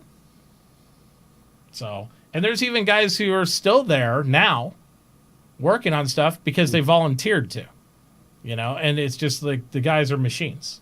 So, Calyx, any ship that's over $1,000 automatically comes with LTI. It's not a limited time thing. Any ship over 1,000. Yes. yep. But if you want, And also is not giftable. yes, Throw that on Not there, giftable too. either. Yeah, can't exactly, gift not anything giftable. over $1,000.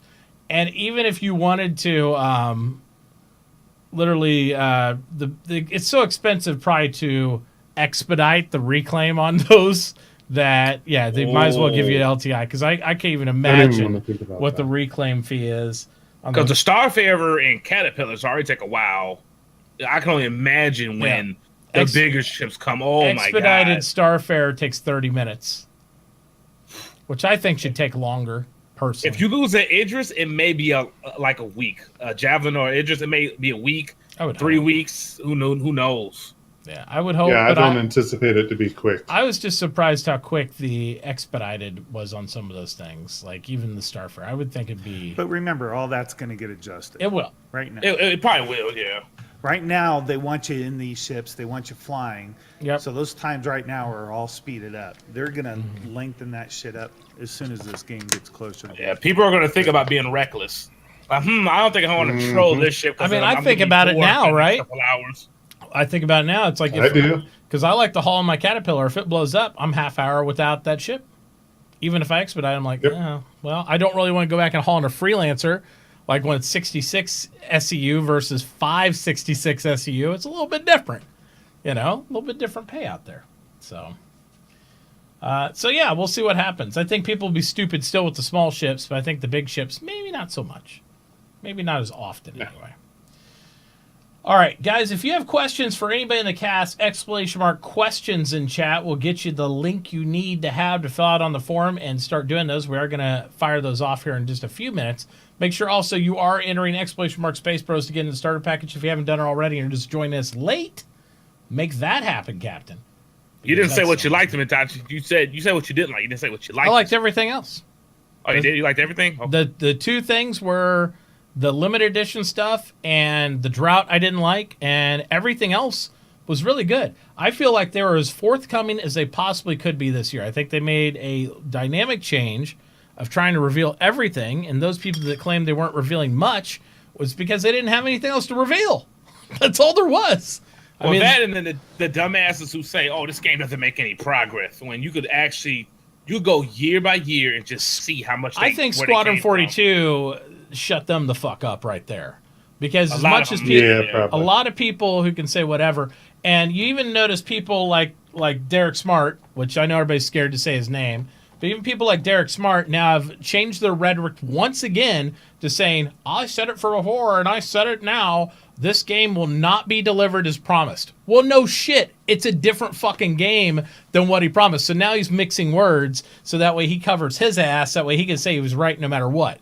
So it's like Derek and my mom, they're right on the same page length. Just change what you fucking say so that way it's going to be whatever it comes out in the end. It's like, oh, I didn't say that. I said it wouldn't be what they said. I'm like, yeah, it won't be a limited scope. It's 1,000 times better. Yeah, you guys heard it here. Derek Smart is Mitauchi's mom. Oh, my God. It's confirmed. That'd be an easy way to cut off two Derek things at once. dumb. So, yeah, but I'm just saying, it's the same thing, man. It's like, and I hate it when people manipulate situations, stuff like that, for their own game and stuff. But that's what they do, you know. Evil. That was my favorite thing in that Squadron 42 demo was the music. That music, that's my favorite. I don't know what they call it, genre, like sci-fi, epic space music. I know orchestra. I don't know. That music was on point. That was my favorite thing about the demo. No, it really put you in the feels of that game. It was amazing. Let's see. I think some of my favorite things from the demo. Let's see if I can find it real quick. Got it here. Yeah, I'm a sucker for space music. Hans Zimmer. Matter of fact, the guy who worked on the music for Squadron 42, he worked with Hans Zimmer. That's why I knew it was like, okay, it's gonna be some epic music. Like Pedro's good, but you could tell. Like I'm like, okay, that's someone's different. Did this music? I don't see him now. Yeah, the acting was good. Acting was. I try to think of acting in a video game, and I can't think of very many. Maybe a handful of games that had acting to that quality inside a video game. Really good. I mean, if you look at the casting list. Why did they pay for those A-list celebrities? They didn't need that. Why? Well, that's why. Go watch that fucking demo, asshat. Because no game gives you that type of fucking immersion in looks. But the problem is games do all the time. We just don't see it. The problem we have with a lot of stuff is we nitpick at every aspect of their decisions because we see them all. And other game companies, you don't see those. They just show you what they're done with. You know, we don't know like they could have made a Call of Duty where they had a full RPG system in it, and they scrapped it. We hear about this stuff retrospect years after games are made all the time. Oh, they had this whole thing, and they scrapped it. We see it live, so we criticize. We're like, oh, no, don't do that. All game companies do this. We just never see it happen. And we're picking apart every little bug we see. Absolutely. But I tell you, that demo was smoother than, I'd say, 70% of the released games that I've played. Yeah. Hell, that hour clip looked better than the whole Mass Effect Andromeda. Let's keep it real. If you didn't get to see the director's cut, you have made a poor judgment. And I do encourage you, whether you've seen the demo entirely or not, watch the director's cut, because there's nothing more reassuring about the way, the direction of what they're doing. Everything that I was personally in my head critical about with the demo, just as far as decision making, they have seen it, they know about it, they're 100% on board on like the direction. The thing where we're sitting there in the audience saying, oh, this is really dark, like when they're in this part. Chris Roberts is sitting there saying, oh, this is too dark. This part right here, we're going to be working on this. This is what we had at the time. This. I mean, they go through it hand overhand just perfectly Hell, for I thought the every aspect of characters. this. I thought the characters looked good enough, and they're saying, "Oh no, that's not it. We're doing this, that, fixing the eyes, and the scrunging up on the nose." Like I'm like, wow, they're going into detail. Like, Yeah, because I it mean, looks good to me already. yeah, like characters like this, like we're showing on the screen. This is solid, and people are like, "Well, I didn't like the way he looked." Have you seen the actor? Have you seen the actor behind this? Go to the Squadron 2 character stuff. This guy looks identical to his mugshot thing for his headshots for his thing. Identical. Actually, he might even have a better complexion than this. I'm just saying, some of these guys are, I mean, they are so on the money. I mean, they haven't just done like, the people like Hamill and Oldman and everybody else really well. Even the next class down characters, even the ones with the type, I can't remember, type 1 or 2 heads and stuff like that. They have done very, very, Zero very well. is the highest, ain't it? Yeah, 0's the highest, and then I think it goes down to Because a 4 or 5. I did notice when the bad guys got out the ship, the big guy was definitely a type 0. The other two were probably like a type 1, type 2. They didn't look as convincing as the last big tall dude that came out. Anything they pull in for that full face shot, I feel like they probably went at least a 1 or a 0 on, because you can see the detail, like with all of his eyes, all the aspects, with every single character that we went through here. It was really good. And that's the thing. And one of the things you find out in the director's edition that a lot of people don't talk about is they sit there and talk about how in this scene, you don't have to watch it like this. You can literally just walk up there to the screen if you want. You can watch it however you want. Fuck off.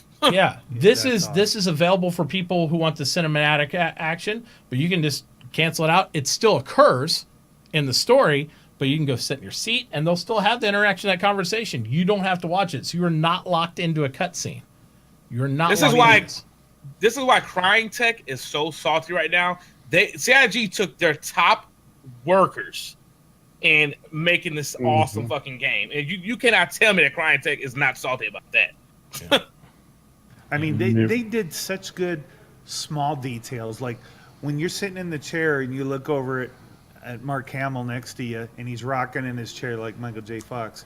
I mean, it's little details like that just make the characters. You know what I mean? Absolutely. Exactly. See, guys, Crying Tech wasn't paying them exactly, and that's why Crying Tech can't use that against CIG. That they took our workers because you weren't paying them. So the next thing is that they're not paying us, or they're not putting us on the game, and they're using our engine, blah blah blah. That's the only thing they have to reach for, because they can't say, they took our workers. I forgot the name of that. They can't say that because they weren't paying them. Yeah, because that'd be CIG's argument. Oh well, they came to us. They said they weren't getting paid, so we hired them. Yeah, the subtleties with these actors in this, like when they're unloading the criminals and stuff like that, the bandits poaching. That's it. Yeah. But what's awesome is he says you could be anywhere on the ship during this cutscene, and if you don't want to watch it, you could run down there and see this happening live. Yep. That's awesome. Yep. That's just awesome. It's amazing. See, all I was thinking about the whole time when I was watching this is, what stuff can I do to fucking troll the game? Because I know in Halo, when I went up there and I had the gun when you first get on the mall, I went there and shot the crew, and then everyone had fucking attacked me and killed me. So I'm kind of curious what happens if I do that in this ship. Like, are they going to put me in the jail for going AWOL or shoot me, like crazy stuff like that? Yep. So good. Yeah, the big guy they did real good on, but you could tell the other ones around this big guy, they're not as good. They look good, but not as good as the tall dude. Yeah, they spent a lot of time and detail on him. Great acting there, bro. Yep, it's good stuff. All right, let's go over. Absolutely. Let's go over, and I'm going to start checking the questions and stuff real quick. See what we have on that doc. Let's talk a little bit about when each of you are going to be streaming next, where they can find you, when they can find you, all that stuff through the weekend, through next week. So, Toy, how about you? When are you going to be back on the air? When can they find you? What's going on with you coming up? What I do? I stream Thursday. I won't be able to stream tomorrow because it's my mom's birthday tomorrow, and I'm going out to dinner with her. But Yeah, I'm That's going to try nice. and stream Happy on birthday, Sunday. Mom Toy. Happy birthday. We're going to Guy Ferreri's restaurant at Lava. Oh, cool. That'd be pretty neat. From, That's what is that, drive-in wonderful. dives and diners and dives or something like that? she Yeah. loves that shit. Guy Fry. Yep, that's cool. So probably Sunday. Sunday? Streaming, hopefully. All right. Sounds good. Gio, how about you, buddy? Ooh, I'm still working on my strum schedule, so Last 3 months. Just do it. He'll get dove Well, in one of these months. this is the thing. I would love to stream Star Citizen with you guys, but I gotta build a whole separate rig, and I've been holding out for a separate another rig for a while. But I may have to push the button. I'm gonna see what NVIDIA does at CES. If they don't do nothing, I'm gonna just make a 1080 Ti build, and well, that's gonna be my main computer, and this one's gonna be the stream computer. But yeah, I do want to play 3.0 though.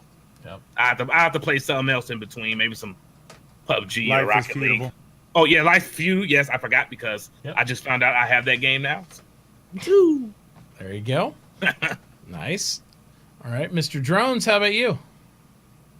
Planning to be on the captain's table tomorrow over on the Astro Pubs channel. Oh, Two Space Bros gonna be there Around 6 tomorrow, huh? p.m. Eastern. Oh no, never mind. Let me get on and cancel. No, I think you and Mint are gonna be on, huh? Oh, you're gonna be there, man? Yeah, I'll be there. Sweet. I'll be on there. And then 10:30 a.m. Eastern time on Sunday, I'll be live. Nice. Nice. All right. Well, as you know now, I'll be on the captain's table tomorrow. I'm going to try not to play a zombies game tonight, and I know I will be absolutely successful, so we will not be staying up late at all because I do have to get up at 9 a.m. for my son's birthday. But, I mean, you know, and sleep is very important. So we will make it happen, and I won't be streaming after this. I hope. I will, but I won't. But yes, I will. And then, obviously, Sunday, we have the family party for my son at around afternoon time. So we will be back to streaming following that as we march into the beautiful, amazing New Year's Eve stream, where hopefully we'll get some other people to stop by.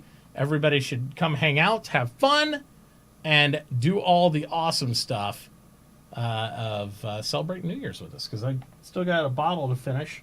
And then I am starting my new food plan and workout schedule for the new year. I'm with you, bro. Here we go again. Me and you New gotta do Year's some. Eve resolution, huh? We gotta do We it. gotta do some tag team stuff with that, man. All right, well, Make it hey, interesting. I got a guy now who's actually, he's a personal trainer, and he wants me to do it because he does a stream. His name's Tomination, and he actually has made a exercise plan for me. He wants me to follow, and he wants me to do all this stuff, and he want to do some cross-channel promotion, so he's on my auto host list. So I'll be watching him, and he's got a pretty good, sensible meal plan. It's just not, he doesn't care what the hell you really eat as long as you stick on the obvious stuff, like the healthier stuff, and just track your calories, you know? So we're not doing anything crazy like that. I do finally booger. I have my Olympic weight bench that finally arrived, and we set that up the other day downstairs, so I don't have to run up to the gym in the frosty cold weather. And since the kids are here a lot, I've been going down and hitting that a little bit. Oh man, my gym, they got me good. They got a good couple months of money, free money from me. Planet Fitness is the gym I pay for, and I'm not paying for Nerd Dime for anybody else. $10 a month. I used to do a Gold's Gym or a Fitness 24. I'm not paying that crazy stuff. Oh yeah, I pay $45 a month. No. Planet Fitness, $10 a month. I go in there, I use their cardio stuff, and I use some of their actual cable machines. And then free weights, you cannot get to them at Planet Fitness because everybody goes there for the free weights because they're super cheap. I use all those. Bro? Yeah, you got to lift a little bit. So we're definitely going to be hitting that a little bit harder here. And Chat's probably like, what is this? Slim Citizen? Come on. More there ain't chips. nothing slim here, baby. That's for sure. So, but I feel better when I work out, and I do need to lose a few pounds. I do need to lose a few pounds just because health wise. So why not lift a little bit? And I honestly don't care if I lose weight. I care more about just losing fat. So if it turns to muscle, I'm good with that too. Got to get the tonks ready for the summer, baby. Get the tonks. Get the tonks ready. Gun show. Gun show, baby. Get outside, do the thing. So yeah, so that's what we're looking forward to, all that stuff, and then next month we'll be diving more on the website of Mitauchi.com with the, like I said before, the stream theory stuff. If you are a up and coming, budding aspirationalist or just do it for fun streamer, go over and check out ! Stream Theory in chat. It is our open-ended stream team. Anybody can join that and just network with other streamers. We don't really have an agenda with it per se. We're going to start putting out a monthly kind of little bloggish newsletter thing and feature a new streamer every month, so that way they can ask some information and find out some background on the streamer, their techniques, tools they use, those type of things, and just do a new person each month just for fun. So I think it'd be cool. Yeah, it'd be fun. It'd be great. I'm so glad. I'm so glad I don't read chat during this section. Chat is so funny. Oh my goodness. So, Jay Lee, you're staying after the show. I'm talking to you. First question. Uh-oh, Lee's in trouble. Lee's in trouble. Didn't answer my Discord messages. I see how he is. Ooh, Jay Lee got too popular, huh? He's too cool for school now. All right, from Agent 121370, a very frequent viewer of the show, I might add. At first, I thought I was mistaking him for a bot because of the obvious things, but he's not. He's a cool dude. At the anniversary sale, the 600i was at the last stages of gray box. How long till done? Soon. My estimate would be maybe April, sometime around April, maybe. That's my guess. If it's in gray box. And then they got a lot of the big ship stuff done with Squadron 42, or maybe most of it. I think they got a good amount of the big ships done. And that's what people are not realizing when people say next year is going to be the year of the ship, and you're going to start seeing these ships get knocked out because they got the ship production, down tight. A lot of the Squadron 42 stuff is done. It's just really polished on the engine and a couple other things, and then boom. Yeah, but look at the Terrapin. They just showed damage states that they're working on in the Terrapin.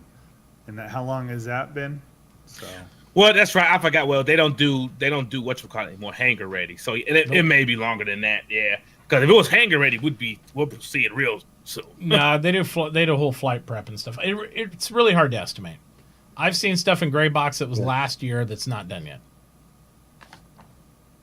So. But something like, what was it, the Nox? They had it out right away. Yeah. So. Well, it was so small and easy. I think they were done with that when they started. They were like, "Bink, done." I think the harder the mechanics on the ship, maybe the longer it takes sometimes with some of them. You would think think the Terrapin is kind of like, they got a lot of things going with it, so they got to make sure all that stuff works with it as well.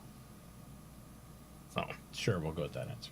It's not that big of a ship. No, well, it's not that big, but I'm talking about like some of the mechanics and the features they have to put on it. They still haven't put the features on some of the ships we're flying now, so I don't know. Oh well, I don't know. We'll see. Eden. Nico asks, he says, was 2017 CIG's most awesome year so far? No. Easy to say no. No. Easy to say no. Although it's the best tech year so far. Because I'll say it's the best stuff of showing cool shit that we don't have yet. 2016 was the worst, and then this one would probably be like the second worst with the drought. Some of the knucklehead decisions they did. Even now, when you guys just told me about that skin shit, I was very shocked with that one. He had to buy a 300 pack to get the fucking white one. That's some new shit they did. That's some more stupid shit. That's unnecessary. A lot of knucklehead stuff this year. I say that they did that. Kind of was like, I will point 95% of the knucklehead stuff's all coming from marketing department, but just saying, the rest of the team's been working their ass off and producing results. That's coming from the high ups. I'm not talking about like the devs and shit. No, I know. Well, the devs with marketing, no relation there. Well, you'll be surprised how many people actually think that. You can ask Jay Lee. He just draws the pictures. That's what he's very clear about that. Very clear. That's his level of responsibility. It says, I draw cool shit. My job description is draw cool shit. When they tell me to draw cool shit, I make cool. And sometimes even when they don't tell me to draw cool shit, just cool shit happens. That's just the way it goes. Yeah, I call the armor the Nomad armor. I call it Jay Lee armor. Well, that guy in the Squadron 42 demo had all those tattoos on it. I wonder who did that. Obviously not Jay Lee, because Jay Lee didn't develop the entire tattoo technique at all. Get wrecked. Next question is from Agent says, will NPCs on our ships talk when approached? Eventually, I would think so. Yes. Yep. As long as they don't scream lieutenant at you the whole time, you pass by everyone. Oh God, Lieutenant! You know what? That doesn't bother me at all. And I think I tuned it out because I hear Dad, Dad, Dad, Dad, Dad all day long. So like Lieutenant, everybody's like, oh my God, how many times called Lieutenant? It's like, obviously you don't have children. I just expect a catch me if you can scene where I'm walking through med bay and they're doctor. Yeah. I don't think that's what I hard want. for them to fine tune the AI to make it so they don't say it unless you look at them. Watch the director's You know what cut. I mean? Chris already said they'll address that. Right? He already every single thing I could point to, Chris and them are very well aware of and have scrutinized it. And Chris is so on point with like what's going on. Chris has spent Christmas writing back to viewers and backers on Spectrum. He put up a post on Christmas. Yep. Fun fact: people, Christmas is named after Chris. Yeah. There you go. Yeah. Christ Robert miss. Exactly. See, people got to understand CIG is not fucking stupid. We see the bugs and they know they're fucking there. Mm-hmm. And right now they got a timeline months ahead in advance, maybe even years, and they know what they're going to do, what they're going to update, and people just think CIG's retarded. Like, come on, guys, got to get together. If you know Chris's Wing Commander, I never played Wing Commander, so I'm going off everyone's word. Wing Commander and all his great single player games, he knows what the fuck he's doing on single player. Give the man his time to work it out. The multiplayer stuff, okay, I understand, but if he knows what the fuck he's doing single player, give him that time. He earned his respect on that. Yeah, I don't expect anything less than a solid single player game for Chris Roberts. All right, the Corinthian asks, what do you think big wins for Star Citizen will be in the first quarter of 2018? What? What big wins do you expect? What do you think a big win will be? Like as far as like a loss or a win, you know? Like there's some big wins that can happen. I'm hoping for Voxel Astro. I think that would be a big awesome win in first quarter. Yeah, I think that would be huge. Well, Because the next step from there is mining mechanic. And that's supposed to be in 3.1, isn't it? Or did they take that off? I don't go by those. Like I just completely tune out. We When don't they say, even have the "Oh, this will be in 3.1," I'm like, "Yeah, okay, whatever." When it comes, it comes. Like, Well, yeah, that would be the win to me if they actually get the mic. I know it's got taken off or was on there. I don't know. Believe in labels anymore. I'm now known as a streamer formerly known as Mitauchi. I just have a symbol. fuck you. That would be the W, the minor, because at that point you would have just as much, even though it won't be as big, but you'll have almost everything that ED has at that point in alpha, and then you're just going to build on top of that to even shit on that game at that point, even though it's already is for me. But yeah, I would say my hope and expectation, and the thing that would be the biggest win for them, first quarter, is to do what they say and do a quarterly release. Well, that's why they pushed out 3.9. Even if it's now. shit, just do it. Whatever they got, if they do what Chris says and they give us what they have at the quarter, huge win. They delivered what they've promised at a time. And that's exactly like, hey, what have we got? They don't need to give specifics. Quarterly release. End of March, beginning April. Boom. Shut the fuck up. This is what we got. We'll see in 3 months. That's it. I don't know. With the Delta patch, I'm kind of like, I don't even really care about big patches anymore because they just kind of throw stuff in. It's so cool. Care about this because this is the one thing repeatedly, I won't say they failed at, they just had challenges with, right? This is the thing. This makes more sense to me than anything else Chris has said in the last 2 years. and and started pushing so hard to get something perfect to drop. Quarterly release of what they have. If it's not ready, wait for the next quarter. I am down with this. I am because it kills the expectations. It kills the whole noise about how long something takes from vast majority. The minority will still cry, but vast majority is, we're going to give you what we got. Surprise me. I'm good with it. If it's a pair of boots by April, that's a pair of freaking boots. Let's just do the stuff. Do iterative patches and fixes all next 3 months, and just quarterly release. Hey, this is what we got. I'm good with that. Yep. 100%. That's how they're going to have their first big win. I mean, if they're going to keep to that, then this stuff is 3.1 is going to start hitting Evocati mid-January. If it's 3.1 that they plan to release, then. Yeah, they didn't say that will be 3.1. It could be a minor. 3.01. It could be 3.02. It could be in this. We just got done with 2.63 as a release at the end of when it was like middle of the year. It could be any percentage of that. I don't think they're going to come as hot and hard as people think. I really don't. We'll see. I'd be pleasantly surprised again. But since I didn't think they'd go live with this, I'm going to keep saying it. I don't think they will, because maybe I'll just keep following suit and we'll keep getting awesome builds and deliveries on time. This is what's killed. And this killed Star Wars Galaxies too. They need to start getting content in the fucking game. Content. Yep. Stuff the game full of content and then fine tune it. Yep. Yeah. That's what that Delta. I don't know if I agree with that. I'd rather get mechanics than content. Like the mechanics are content. The introduction thing, just boom, patched in. The fucking pink dragonfly, boom, just patched in with the Delta patch. Like small stuff like that is no way they're patching in interdiction. That's a dream. That is gonna have to be tested by Evocati. They did. Oh, no. I'm talking about for the AI to do that. At first it wasn't in, and then boom, next day on PTU just. I don't count that as interdiction. I really don't. I don't. Not because it's not. Because what's the AI using to interdict you? Magic, space magic. Well, it's light interdiction, but we're getting there though. Yeah, it's a random generator. It has no of the mechanics of interdiction. Because eventually, as you know, up to this point, it's a QD interruption. Is all it really is. Up to this point, every mechanic the AI uses is the exact mechanics that we have to use as players, right?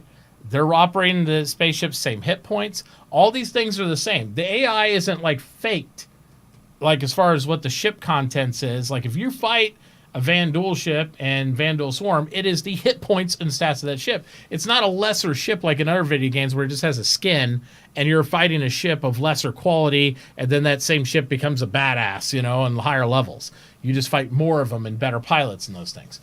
This is the first time, and this is my biggest complaint about the fake interdiction crap right now. They're using a mechanic for the AI that isn't in existence. It's just a random generator. Oh, if you got pulled out of interdiction because there's AI there. I don't like it. It's not. It can't be anything like what real interdiction will be, because when I get interdicted, the first thing I do is quantum drive away. I'm just being honest. That is exactly what I do. You have to be able to tackle an opponent. That's why I still tout Eve Online mechanics. You have to physically be able to tackle or disable an opponent somehow and have them try to have that tug of war where they're trying to get out of your range or stop your tackle or do something, because otherwise it's not really interdiction. If I pull you out of quantum, who cares? I'm like, yeah, that's cool. Boot up, go. Same thing like getting EMP'd, except when atmosphere where you crash on the ground and die in a fireball. But that's a whole different story. So, yep. I just don't. I kind of wonder, because they talk about, stealing ships and stuff. So if these are all real ships by these pirates and you're disabling these things and collecting them, I know they don't. I agree. Really I want to take a pirate ship. But, how can you make it your ship? Yeah.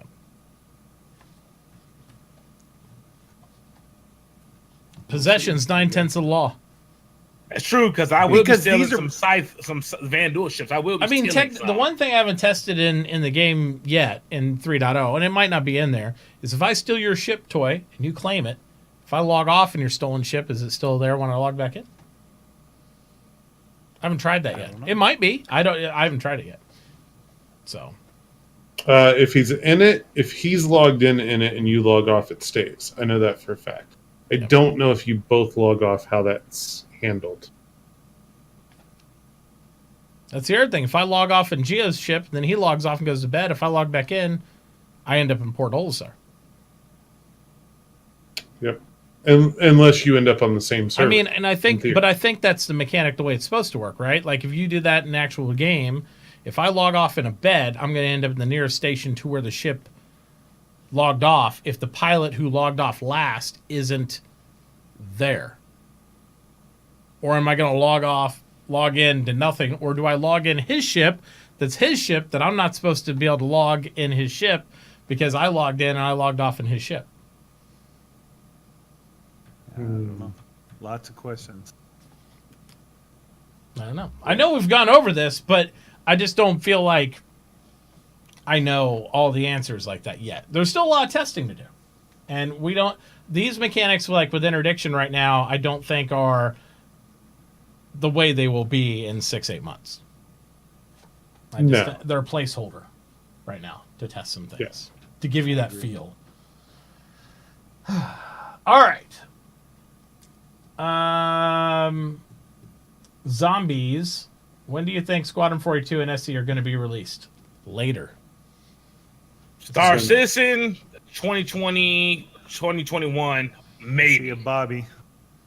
Maybe, but Squadron 42, I believe, after seeing Sneaky the Bobby. demo, I don't think it's coming out 2018. I'm thinking 2019 now. No. See, now- Chris said he's going to be polishing it this year. So We heard the polished stuff in 2016, though, at Citizen Con. That's what 2017 was supposed to be. Because he was like, oh, yeah, right now, they said they had missions, some's done. He was like, okay, in 2017, we got to polish and blah, blah, blah. So, and that game didn't, I mean, it looked good, but it wasn't completely polished. AB now. I don't know. They have a big team. This isn't a small team working on this game anymore. It's a big ass team Chris showed. Oh, yeah. Just people working on Squadron 42. And if all they're doing right now is polishing the game, it's going to be done before the end of this year. I don't think so. Because I think what threw it off is when they threw the procedural plan and stuff in there.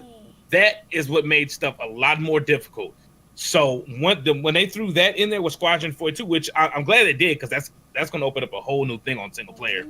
But it's going to be a lot longer than anticipated, because originally we just had no space battles, fighting. We had none of this ground stuff, the FPS stuff. So I'm thinking 2019. I don't think so. I think it'll be I'm not going to say exactly when, but I hope I'm wrong, though. I do hope I'm wrong. 2018. Okay, because Toy got 2018. I got end of 2019. For what? Squadron 42? Yeah. Beginning of 2020. What the hell? You really think it's going to take that long? 2018. No. You know why I Could- say it could. 2018? I say 2018 because on the casting list it says Space Game Squadron 42 2018 for the cast. And they didn't act in it in 2018. I don't know, man. I don't think see- that's their hope. I don't know. I'm just. Their I hand think up. I mean, I remember they had it on the Squadron 42 site. What was it? 2016. they took it off. They took it off exactly because shit changes, and with that tech, Yep. I think on all that shit we've seen, I think Christmas 2018. Squadron 42. Star Citizen 2025. It'll be a while. I bet they have Chapter 2 started on Squadron 42 for whatever they call that before they get Star Citizen out release. Yeah, I don't know. Just seeing how the tech both tie in with each other, that's what makes me doubt that it'll come out in 2018. It's like, if we see the stuff, the UI and the AI working real good in the PU, then I'll go like, okay, maybe it might come out this year. But until that stuff is looking real good, I don't. That's a toughie. I got my money on 2019. Looking pretty good to me. Yep. It's looking good, but there was some chugs and stuff in there, some spikes. Looking pretty good to me. Putting on your clothes. And remember, since they have this Delta patcher, they can come out with more patches for this game. You know what I mean? Do you think they're going to focus too much on Squadron 42 compared to the main game this next year? Do you think more focus will feature around this as far as what they talk about, what they show, and all that stuff than what they will on the MMO?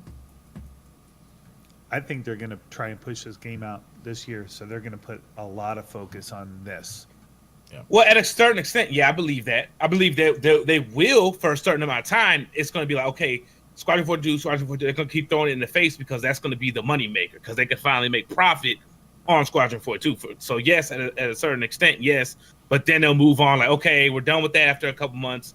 Squadron 42, this is the multiplayer version. And once they get people hooked in on the single player, like, oh, I wonder how the multiplayer is going to be like. And then, boom, right on to that. Mm-hmm.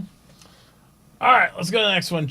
Trident Ireland says, new backers often back their decisions on what to buy on Twitch/YouTubers. And as a lot of guesstimate going on, are we risking new backers with all the guesstimate people running wild? Just see how the reworks of some ships change the whole balance of the best buy videos a month old get outdated. That is true.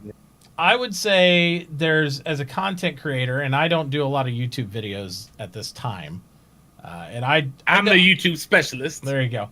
I don't believe, and I'll be honest, I don't believe in the best ship to fly for your money crap. I don't believe in that crap. I don't believe in making a video for it, and that's why I don't, because I believe everything dynamically changes all the time. The one things are always true, though. The Super Hornet will be the meta. It will be the best single fighter you could own because it's Chris Roberts' baby, and that's the way it will be. You can buy anything else you want because it looks cool, because it has a specific role, whatever. The Super Hornet will remain the single best fighter you can buy for money for the foreseeable future. The other aspect to it is comparing flight mechanics that are ever ongoing changing, comparing weapons that are changing all the time, comparing ship loadouts and complements and subsystems inside ships of how to repair or outfit or crew a ship when we don't have any of that stuff is asinine. We can theory craft in the show all we want, but don't take any of our opinions today as any merit or value for the next release of what happens in Star Citizen. It's great to discuss and it's fun, but we're just theory crafting like all of you guys. We cannot. I don't think we risk anything to new backers as long as we don't proclaim to be the self-authority of stuff. And I know that YouTubers and streamers sometimes give that impression that we are the authority, we are the ones to go to for this information, which may be true in that moment, but our information has an expiration date, as in the next button click from a dev over at CIG. Because any game in active development, you don't know what it's going to be the next. And how many times? I mean, we say it over and over again. Don't buy the game, but set up an account and wait for a free fly. That's it. You'll be sold. That's it. Yeah. You'll be sold. How do I tell you how a car drives, right? Like, could you go to a dealer and talk to him on the phone and he explain how a car drives? Because the ships feel that different in Star Citizen. You have to do it yourself. You really do. I could give you an idea. I could tell you and sell you on my idea of the best ship or whatever, but that's not going to be it. You have to get behind the stick and fly the MFR yourself to really know what you like. I hate dogfighting. I literally hate it. Yep. When people come in and ask me about joysticks and control schemes and stuff like that, my eyes glaze over because I'll probably never really fly with a joystick. I might try it once in a while, but it's not my bag. I like to be able to get into the ship and out of the ship and get on my gun. And when my boots are on the ground, I feel the most comfortable. That's the honest God truth, you know? And I think that one of the things I like to do on the rare occasion I do a YouTube video is I try to always make sure, since I know it is a recorded platform, to throw in there the date as part of the video, not just as, the date stamp. But the date and the patch number that I'm on, and mention, hey, this is going to change in the future, but here's where we're at right now. Let's go. Yeah. And, that way people know, realistically, that is kind of an expectation of an end user in almost any game. When you're looking it up on YouTube, there's a little bit of an expectation that you as the end user are looking at the date the video was posted and making a reasonable judgment as to whether or not it's current. Oh, fuck no. Now YouTube, the motherfuckers ain't got common sense like that. Hell no. I know that not everybody does that, but I'm telling you that that's what people should be doing. They should be Mama's looking. got all that. I know when I go to YouTube for a game I've never played, I look at the date of the video. If it's 3 years old, I move on. Oh, no, that's But see, even that's the when you common look sense at thing to this- do. Even when you look at this game from way back, it still looks awesome. You know what I mean? It looks even better now. But it's since they came out with Arena Commander, this thing has always looked amazing. Yeah, and with my videos, that's why I kind of stay away from what's the best ship for this, or talking about stats and all that. I'm waiting for that stuff till the game launches, and even when it does, like Mitauchi says, an update can kill that right away. And when I talk about ships and stuff, it's like buying ships. It's because I like it, and I give people my perspective. Yeah. Like, oh, I'm getting it because I like the way this looks. I'm not a big stats guy. I look at the ship. If I like it, do I like Stats functionality? change. Because stats could change all the fucking time. So Yep. I don't even pay attention to stats right Well, now. Because we already know. And I look at everything from a fleet dynamic. As a fleet commander or a ground commander, I look as a whole picture with all the different people and units in place and all that stuff. I mean, we didn't even have tanks in the game until a week ago. From our perspective, it's a huge dynamic difference. I mean, before you'd be like, oh, we need 4 Cyclones and a rover. Oh, we got tanks? Well, now that's all the thing. I don't need a rover for crap, right? Except for exploration. Big old tonk, baby. Yeah, the tonk will probably one-shot a rover. Two-shot it at best, So I'm just like, the dynamics change so much. So I put a responsibility on the content creator a little bit there to make sure that you're saying, hey, there's a TTL on all this stuff. It's time to live for the video that I'm making. But as a viewer, you have to have that in your brain too. Understand this is an active development game. The information you're watching and seeing and hearing about is only relevant until the next video. That's it, But that's also why a lot of YouTubers like Board and everybody get so many active viewers, because since the information constantly is updating and feeding in, following that series along. If you watch a video from Board 2 years ago, it's so irrelevant probably now to some of this information you get now. Oh yeah, without a doubt. But I still love all his videos. I'm pretty sure I could go back on some of my videos and talk about ground vehicles, and here they are now, 2017. You got space bikes, rovers, tonks. Tonks are coming, and I know for a fact I probably talked about that back in the day. So people just gotta stay updated with it. Absolutely. All right, next question from Alpheus Rex says, bounty hunting. No one's really thinking that someone will still be captured in a ship for an extended period of time, are they? Griefing would be brutal. Oh, that's the first thing I thought when they talked a little bit about the bounty hunting. I said there's going to be a lot of trolls. That's the first thing I think about. Well, let's put it this way: have a mechanic like that. The only bounty hunting that they're talking about and authorizing right now is not player generated. Think about that for a minute. Well, no. Technically, I've locked people in my ship so far. This is true, but I'm talking about the in-game mechanic. I'll just put it out there. Yeah, the in-game mechanic they're talking about is not player generated. It is, you're a criminal. You have a warrant issued by the UEE on you. We can authorize to come and capture you and take you to the magical land of prisons, apparently now, which I think's silly, but that's what they want to do, and create a prison gameplay for you that I would absolutely loathe and hate.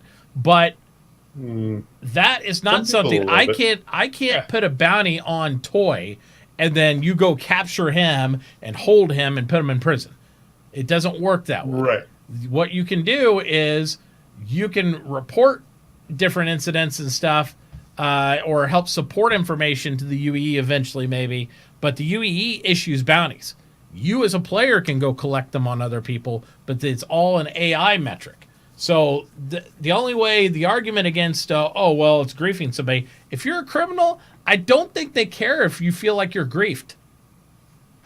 I'm just saying, I don't think they care that much. It's like, oh, you murdered 7 people?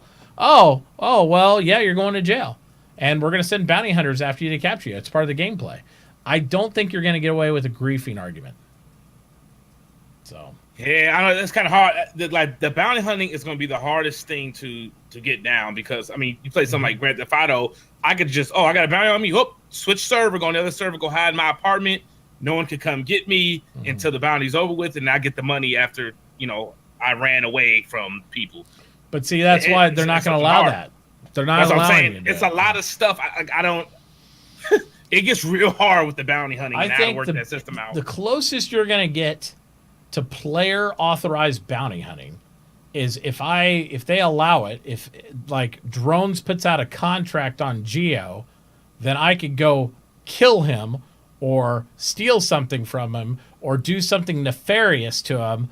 That would be the player-to-player stuff. I don't think I'll ever be able to authorize take him prisoner because Drones wants me to. I don't think they're going to allow that. I think so. No way. I don't know. If I'm mining and someone hits me and blows shit, God damn it, I want to get that guy right now. You're going to be able to kill him, or you're going to be able to like go and do unto others as done unto you. You're not going to be able to go send him to prison. Now, if the UEE But if he's sees a him criminal, there, yes. why not? If the UEE issues it, he has no influence on that himself. He is not going to be able to make a contract for me to take him to prison. The UEE will do that because it was like that. If he comes and fucks your land, that UEE claim, and they go like, okay, yeah, he fucked up your land. He's going to serve some. That's right. Time. It's the same way like real life. You can't put a warrant out for somebody else, but the police sure as hell can. So that's the way they're going to avoid griefing. If you did a criminal action per what the UEE says, then you will have a bounty on you for us to go get you, dead or alive or whatever, and then take you back in and do that sort of thing.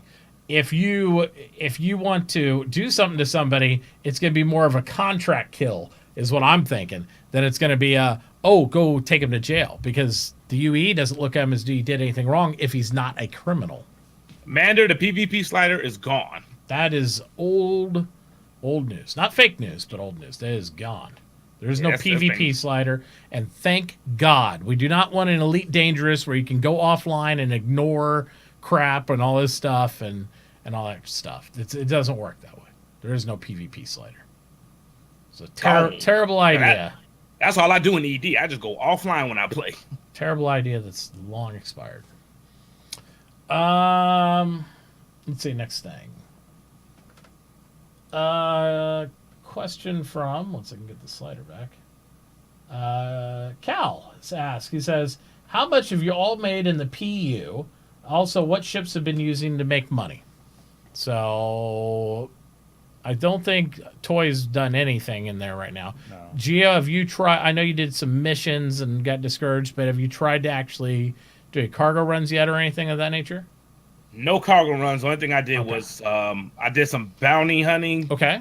I got 583, I think. UEC yeah, for the combat mission.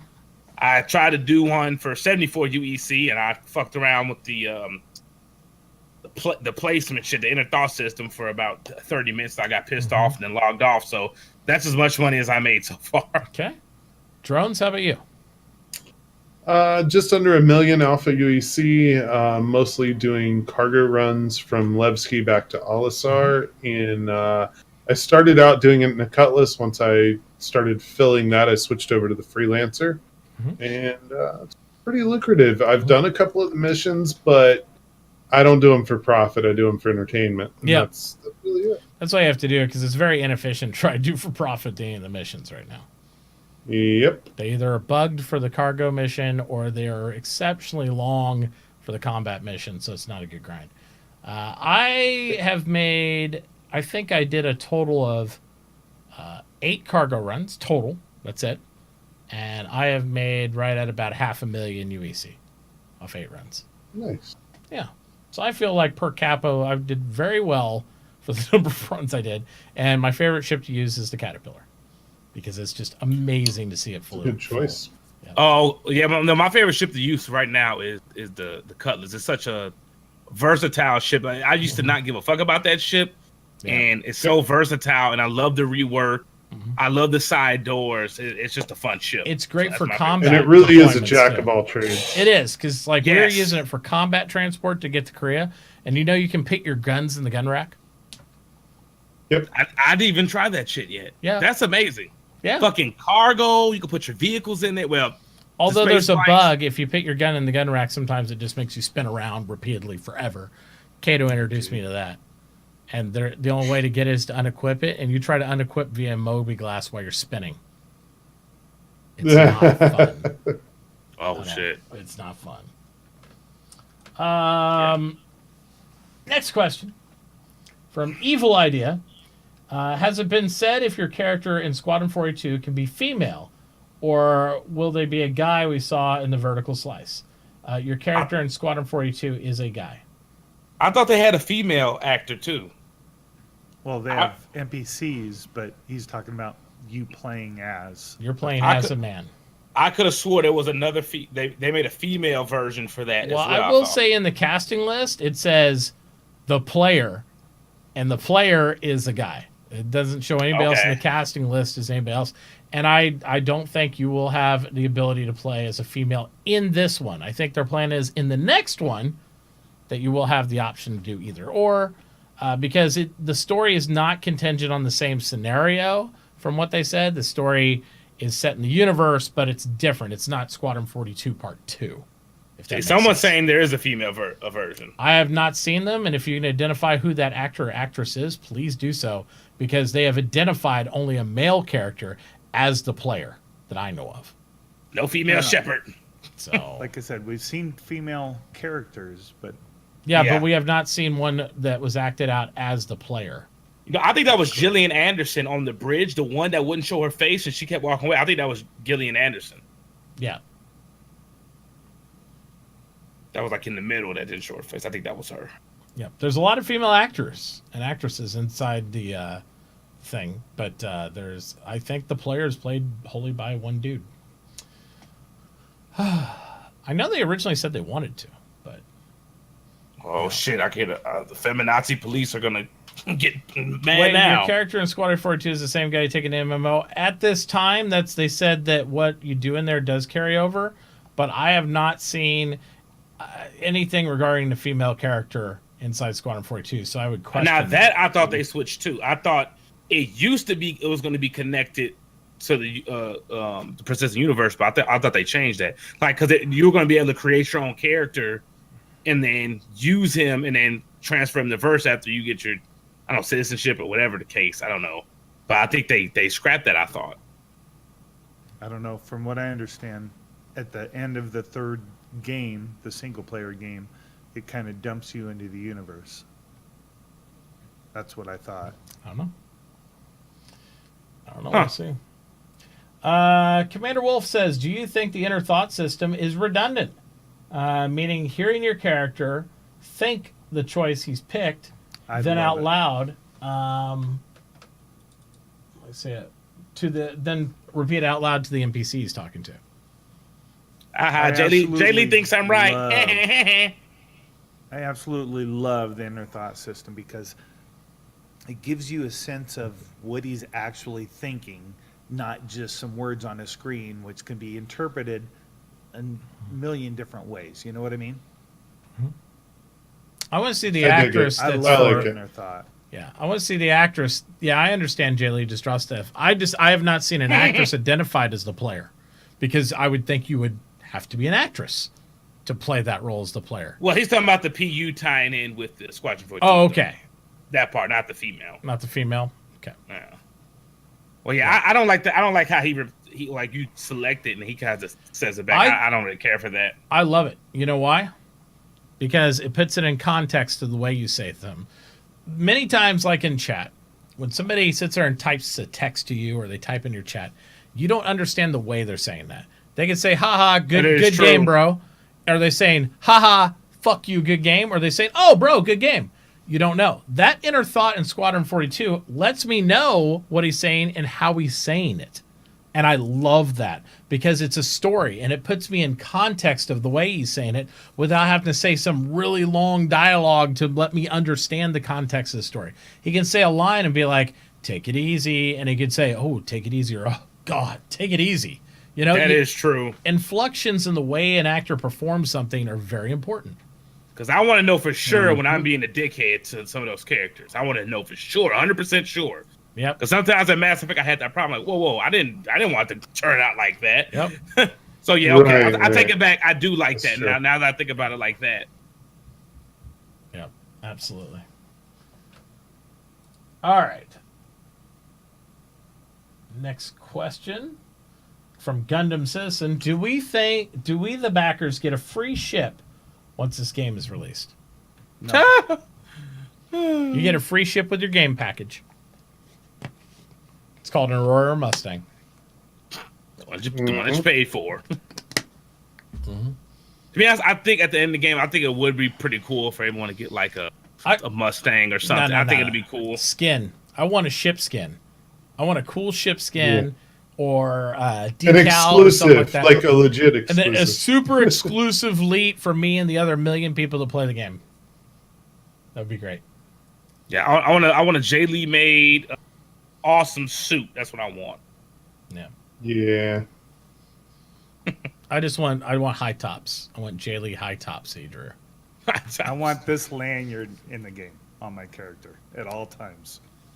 There you go, J. Lee. And I'm We gonna got pass you it busy, down. man. Pass it down from generation to generation Of all his characters. of There my you go. characters. There you go. All right. Next question from Derek Smart. Oh shit, this should be good. Yep. And I'll read it because we're a very neutral show here. We like to be very open and not. You use one-sided. "we" rather loosely. Yeah, I do.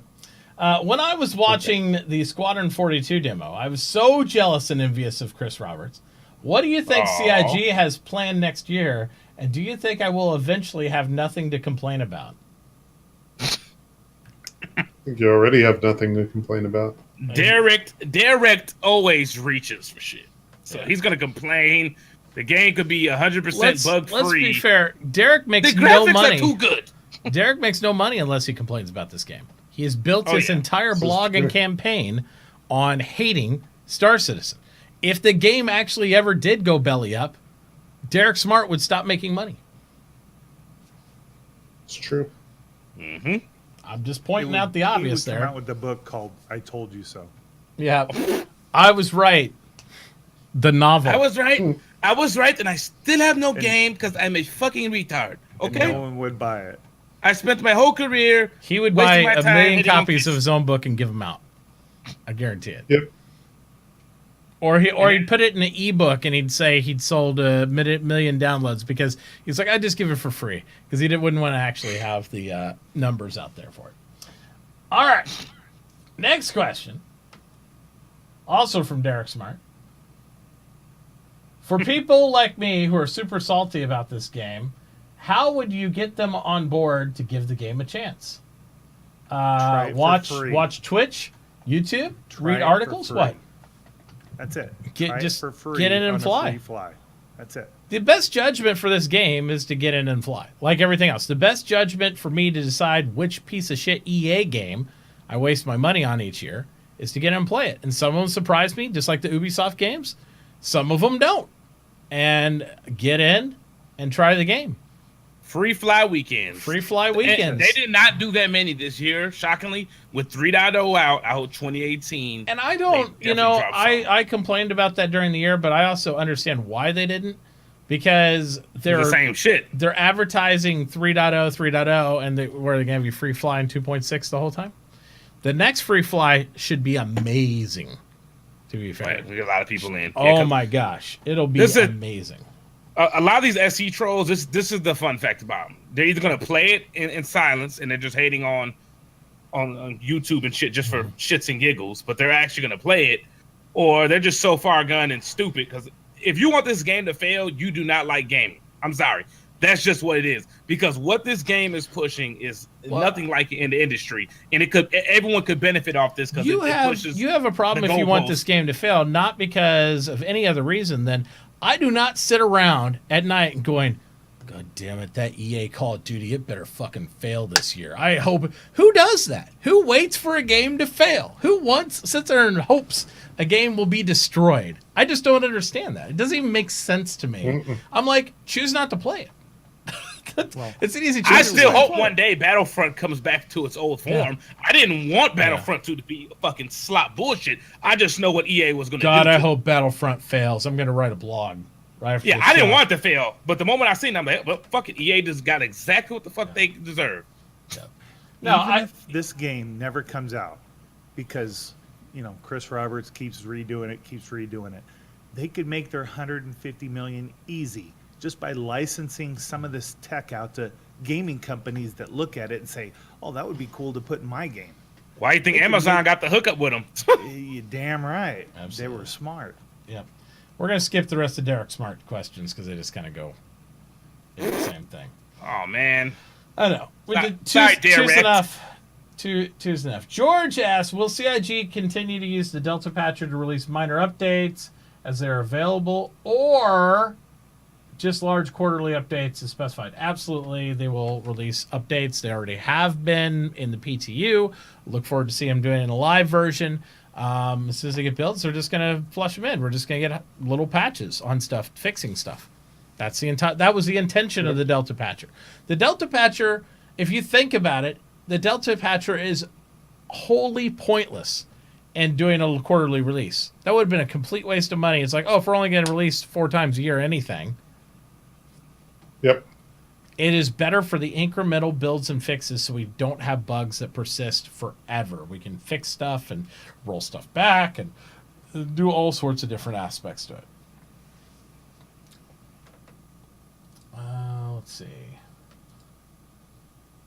I love on this scene right here how, and this is why you need to go back and watch this with the commentary, how Chris said, because I was saying it all along, they're going to force you to fly low in these canyons. Mm-hmm. And that's exactly what I'm going to buy Toy and Uber Nerd t-shirts to say I was right, because they always quantify with everything they say. And I've been saying this the whole time that I've been playing Life is Futile. I was right.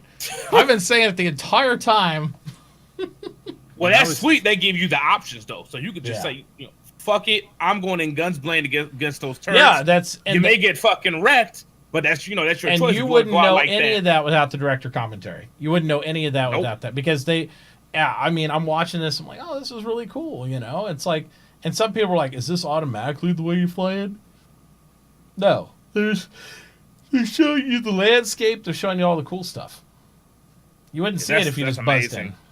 Yeah, like you didn't have to go through all this. You could just fly over it if you want to. But that cutscene was a warning. Like, okay, if you go above, that turret wasn't just shooting comets. It's gonna shoot your ass. Yeah, your actions have consequences. Choose wisely. Let's see. Jasper Loken says, "What are your thoughts on RSI subscriptions to support community content created by CIG?" What are your thoughts, guys? On what again? On the subscriptions to the community content, like what we do for the $10 or $20 a month. It's supposed to go to. I'm a subscriber, content. so yeah, I'm a $20 subscriber. So. Same. Yeah, Same. I will admit that because of that, I have a little over 800,000 REC that I have no idea what I'm doing with. But it's fucking pointless, yeah. But see, I get it's like the 20% off and 2 sets of hanger flyers. One to give away to buddies or friends or whatever, and one for myself. So to me, it's worth every penny. There you go. I mean, I to be honest, I want some more. I want Chris to come back on 10 for the Chairman. He doesn't have to do it every week, but that was my favorite show, and for him not to be there like he was, and I understand he's busy. I get it, but when he was there, it was more reassuring when I seen him to answer our questions, even though some of them were redundant. But I think with Spectrum, we could kind of get. I just want that access. Yeah, I miss that, not because I think he owes it to us. I just want that access. I want Chris Roberts once a month to take 30 minutes of his time and answer some questions at his desk. Or switch studio heads. It could be Tony Z. Nah, Chris. I want Chris. They switch. They rotate around all that forever. I want Chris once a month or bi-monthly, every other month. to answer some I questions. I like Tony Z in there because Tony Z give you some juicy fucking answers. Yeah. Tony Z, well, they should do those in town halls like they do now. Like when stuff comes up mechanically relevant to what he's talking about. We just want Chris back. Especially with Tony Z for next year because it would be more relevant because out of the systems are going to start coming online. Mm-hmm. So it would make a lot of sense to have him on as well. Yeah. Reverse the verse? I don't care about reverse the verse. No. It used to be troll stuff like, oh yeah, today don't at lunch care I had some, I had a bowl of jelly. Yeah. Let's see. So yeah, the RSI subscriptions, I think everybody who wants to back it should do $10 because the other hanger flare is not meltable. So if you give it to a buddy, you can just give them a hood ornament for their hanger. The 20% off is capped at $100. So you can't get over $100 discount at 20%. You can only get Found that out the hard $50 way. at 10%. So to be relevant, you're paying $240 a year to save $100, or you're paying, $120 to save $50. So it's your choice, but it's really you're spending the money anyway. So if you're backing, you should back it wholly to support the community content. Not worry about the perks. The perks are nice, but it's whatever. I choose to spend $10 and then I spend at least several $100s a month in giveaways and stuff. But even if I didn't, I could buy hanger flare with the other $10, 2 pieces of it, give it to my buddies, and it'd be worth $5 a piece rather than giving them 20. But that's my recommendation. Let's see. 3 more questions. George asks, he says, anyone gotten missions from mission givers instead of from the Mobiglass? Not me, no. I don't even know how to talk to Miles Eckhart yet. There you go. Nope. I tried to talk to him. He's like, who are you? Commander Benkai asks, he says, how will SE stop expert players from murdering noobs in starter locations? Well, right now, it's Armistice Zone. So you'll have to be extra creative. In the future, you'll have some AI that'll wreck you, but there should never be a way to 100% prevent you from killing a noob. There just should be consequences that are like, that's cool, bro, but this is what happens to you because of it. That's where the jail system comes in. That's where a lot of systems put those fucking trolls in jail, and if they keep doing that shit, make it even longer and excruciating while they wait in there. Yeah, if they want to spend if they want to kill one new player one time, here's the one thing I would do. If you're a day one player, right? You made your account, this is your first 5 hours in, you're in the noob zone, I would make the persistent death not matter for the first 5 hours. Like, you don't lose a life. You're figuring out the game, bro. First 5 hours of your gameplay, if you die, we'll call it a wash. You're figuring it out. After that, death persistency kicks in. Then you're starting to make decisions. Oh, now you dying matters. If you die doing a criminal action, that counts. If you die because you wrecked your ship or your whatever, or you got griefed, it doesn't count. For the other side of the criminal doing it, it is severe consequences. Because even a mercenary like me, if I get paid to kill somebody, and you're paying me to kill somebody was made a career character 5 hours ago, you're probably an idiot, and you're probably not paying me very much money. So the only people that will be doing that would be people just to grief people. Mercenaries would be contracted to kill people hard to kill that you either A, can't kill yourself, or somebody has done something nasty to you and you want to get revenge on. That's why people pay us. They don't pay us to go out and kill the guy, go grief people in Port Olisar. That's a total misconception. Only people that are just trolling will do that. So I think if you balance those two things, you'll be fine. It should be like a 3-strike rule. If you do that 3 times, your character is in jail for life. If you go in the starter zone, fucking with new characters, 3 times your character's in there for life, and you got to get bailed out from your fucking troll buddies. I think that's the only way if they come rescue you or whatever. That's what I would like. Their character fucking rotting there. Yeah, it's going to go on your rep and stuff like that. And people's like, well, I'll make a new character. I think that reputation shouldn't be washed away by making a new character. See, that's account-bound rep. Life is Feudable, because once your character gets below a certain rep, he's criminal forever. Yep. And you're spending $10 every time you want to make a new character. Yep, so that's what I'm saying. Character is locked. That's what I'm saying. If you want to drop $45 every time to buy a new game, then there you go. I think I think rep should be recoverable, but it's not real easy. If a guy wants to spend his entire gameplay killing noobs, getting a terrible rep, and then the next week grinding that rep back down to neutral, go for it. Go for it. If you want to, I guarantee, here's one thing people never realize about griefers. While griefers will spend, and people will spend any amount of money to troll, the thing they hate the most is time. Taking time to troll. No, everybody wants that instant gratification of the kill. Nobody I have ever met, even in EVE Online, wants to grind for weeks at a time to get one kill. It's true. Not on a noob. Time. Not weeks at a time. Bitch, If they could bitch do your a ass big in that jail. scene and get all that stuff, then they might do it for. But it's going to be far and few between. It's not going to be something that happens all the time because nobody wants to play that game. Nobody wants to do that. It's not fun. Toy did that in Conan. You, I'd but you, hunt people for fucking months in Conan. yeah, but you didn't have to grind rep for a week to get out of No. kill. That's what I'm saying. If you make it that precursory damage, like in Eve, if I went and smart bombed in Jeddah and I killed 5 people and I went -10, I would have to go out to 0 space and kill NPC AI pirates to grind my security code back Forever. for maybe not a week, but if I'd have to grind for at least a day to 3 days to get it back up.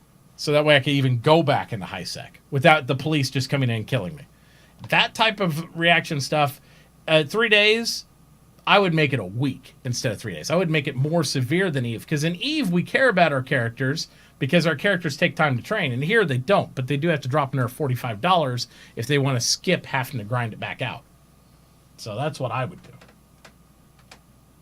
Sitting in jail, motherfucker. I think agent smithing is the stupidest thing in the entire world, and I'll continue to say it, and I think it's a bad idea. Because I think it's going to open up the floodgates for being able to do nasty stuff. The thing is, as I understand the agent smithing thing, as far as griefing, though, the reason I don't like agent smithing has nothing to do with griefing. I don't like agent smithing because if I have me in Overwatch and we have 165 members, I could have one guy with a bunch of NPCs and Idrises fly around different corners of the galaxy, and we can just teleport there and be on your ass in no time. And that will happen. I will use that mechanic if that's allowed. The reason is it won't work well for griefing is because even if you agent smith to somebody, that reputation hit follows you anyways. It's still you. You might have agent smith to somebody else, but that doesn't wash away your deeds. It's still your account, your character. That's why rep needs to be account bound, not character bound. You shouldn't need to do that stuff. If your character agent smithing is if your buddy has NPCs and he gets into a battle and you're across the universe somewhere, you could just take control of one of those NPCs. That's what agent smithing it's agent smithing from the reference from the Matrix of just teleporting to different bodies around like Agent Smith did.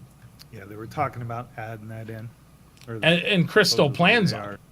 Yeah. Yeah, that's the plan. I don't like it because the whole precursory of travel time to go do stuff is supposed to be a thing. If I strategically lay out my people everywhere, we could be everywhere and do everything we want whenever we want. And that's what I will do if that mechanic stays, and I'll exploit the hell out of that mechanic. But I think it's a bad idea. Yeah, it's a bad idea. Well, me and everybody else. Yeah, because you can hire somebody just to have a ship full of NPCs hang out at every galaxy and then just jump between galaxies. We could have NPCs at your base on your outpost. Oh, we're getting raided. All right, toy guys, Agent Smith over. Yeah. Boom, boom, boom, boom, boom, boom. And they don't necessarily need to be good and expensive NPCs. They can be the cheapest, shittiest NPCs. Because you're going to use players in those bodies. Forget the upkeep costs because that's not going to matter to anybody. Yep. Yeah, you won't need them. I'll just have friends. And they're already designed the game. They want friends to be way better than NPCs anyway. Oh, they will. Yeah. Commander Benkai says, how will SC stop expert players from murdering new... Oh, we already said that. You just read that. Yeah, we just read that. Last question then. Alanon says, have you or anyone on the panel found a drug lab on Yella and are using it to sell Widow or a killer toxic? No, I haven't found any drug labs. No comment. Nope. Yep. There you go. That's the thing. I think I found a drug farm. I know you could sell from it. Like I said, there's so much to explore in 3.0. People that are already saying, whatever. I'm like, you haven't even scratched the surface. No. There's a lot of stuff there. I ain't gonna lie. There's so much I haven't done. Between getting crashes and the spikes and frame rates, I can't deal with it.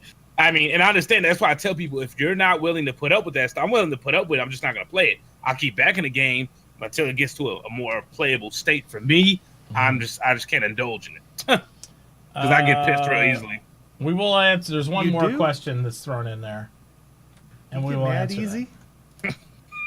Gunn said, under those circumstances, do you think that it would be okay, Agent Smith, your character who is running as an NPC on a friendship, and anything the character does as an NPC player is used and follows your character, like what we're talking about? I just don't think I don't it's think a good NPCs idea. are going to do things Well, out of set bounds, you know? Yeah, I just don't like the idea of it because it's supposed to be travel time. I want that desperation. We're all in the same solar system. Toy gets jumped. He's trying to fight these guys off. He's trapped in, like, say, a hallway like this or something. He's like, I'm holding the line, and we're like, we're 10 minutes out. We got to get there. There is no, I'm going to teleport to the NPC. I think that's the vision of what I wanted with Star Citizen. I'll take what they give me. You know what I mean? I'm not going to like every mechanic. Everything is not going to be exactly the way I want it to be. But I'm just telling you how I'll adapt to it if that's what they do. I will take wholly advantage of it and exploit it for what it is. Well, yeah, but that, like I said, that could be Dirk. If you're a good player and your buddy's a pirate, I'll just Agent Smith to your NPC. I can do all the dirty shit with you. No, that's what we're saying. If the rep follows that character of yours, like even if you Agent Smith, if you're on Geo and you Agent Smith over to my NPC Phil and you murder 6 people, that means Geo murdered 6 people, even when you go back to your original character. So you'd have to make the decision, oh man, I'm on Geo right now, I'm not on my pirate tune, I can't do that. I need to switch accounts to my pirate guy or do whatever I want to do, then I can do that. You know what I mean? Then that's a little more acceptable, and that would be the way it'd have to work. But you don't want to, they allow you to wash rep, is essentially what you're doing by agent smithing, then it defeats the entire reputation system. Which I'm sure Chris is smarter than that. They wouldn't do that. They'll have it follow regardless. I would also make it so that if an NPC is on a ship that is actively engaged in combat, you can't jump to it. I think that would be a good put some limits on that. compromise in there. Yeah. Yeah. Right on. All right, and with that, that's our last biddy there of the questions. So we're gonna wrap this thing up here. We are going to draw a raffle first, though. So make sure everybody's entered there. Again, thank you, Space Zombies, for sponsoring the amazing Space Zombies. Super Space Bro raffle that we You're have awesome. going on here. That's why he's, the fine purveyor of zombies throughout your universe. We love it. Mm-hmm. All right. So if you haven't entered yet, guys, ! Space Bros in chat. If you have entered, then you're good. We'll give you another minute here on the clock to make sure you're in there if you haven't already. And then we will go ahead and get out of here. We already found out what everybody's going to be on, so that's good. Hopefully you guys will all have a very safe and happy New Year. If you don't have the opportunity to hang out with us, make sure you're hanging out with family and friends. Don't drink and drive. Use Uber or Lyft. Be safe. I don't want to lose any friends over the holiday. We've been fortunate so far. Use Uber nerd, huh? Yeah. Well, whatever. If he lives close enough to you, make it happen, Captain. Go for it. But, yeah, please check out all these fine individuals, too. I do also want to mention one more thing. There was a incident that happened near me in Wichita over the last 48 hours to where there was a gentleman who got swatted incidentally by some people arguing about $1.50 in a game bet. And that individual was not the person that was involved in the argument. He didn't even play video games. And he was shot and killed by the police officer in that swatting. He just came outside and he was accidentally shot and killed. We're assuming accident. We don't have all the details on that, but he wasn't even part of the incident. This was a whole separate dude. I have to say that the social acceptance of like doing some stupid shit as not only content creators and everything else. At some point, we have to accept some responsibility on like what is cool, what is not cool to do. So I'd like to go ahead and reach out to you guys and say, even watching, supporting people doing these things has gotten completely out of hand, is ridiculous. And while responsibility remains on the police department for what they did there, it also remains wholly on the people that created the incident in the beginning. And I think it's just stupid and asinine for people to do these type of things to each other and try to use the police this way. And we've allowed this to become socially acceptable throughout these type of like gaming whole culture. And I just think it's stupid. So be smart. Yeah. Don't support other people who do this stuff or promote it or think it's funny and all that crap. You know, take care of each other. And I just can't believe people have gotten this stupid about things. And if you stream, like I told them earlier, I'm probably gonna go to the police station and tell them, like, look, I stream, I do YouTube videos, and this is a possibility one day this could maybe happen because there's crazy people on the internet. Just let them know heads up. They'll probably, if I do ever get swatted, they probably still will come after me, but they'll have a little more understanding, like, okay, this may not be the full potential situation. I'm sure after this incident, more police officers be very aware of what swatting is. But, I mean, as much as this stuff happens, it's gotten out of hand. And then, you know, if you find content creators, and I can't speak to anybody directly under contract with Twitch or anything of that nature because it's against my contract, but if you find other content creators out there that are manipulating and trying to simulate swatting or using the police or using Instagram and fake police officers and actors to try to hype up their social media, call them out.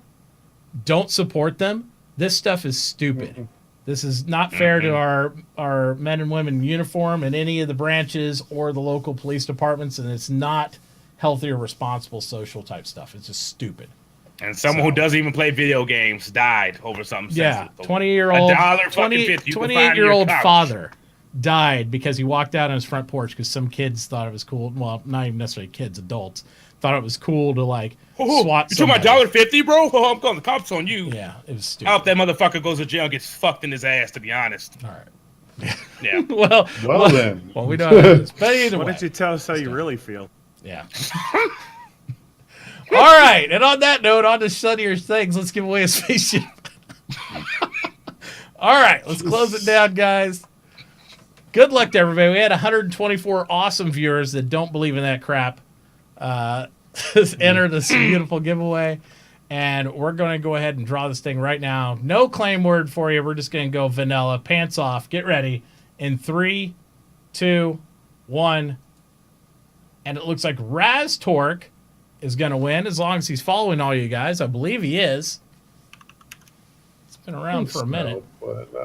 Rigged. So go ahead and make sure he's getting in there. I'm checking.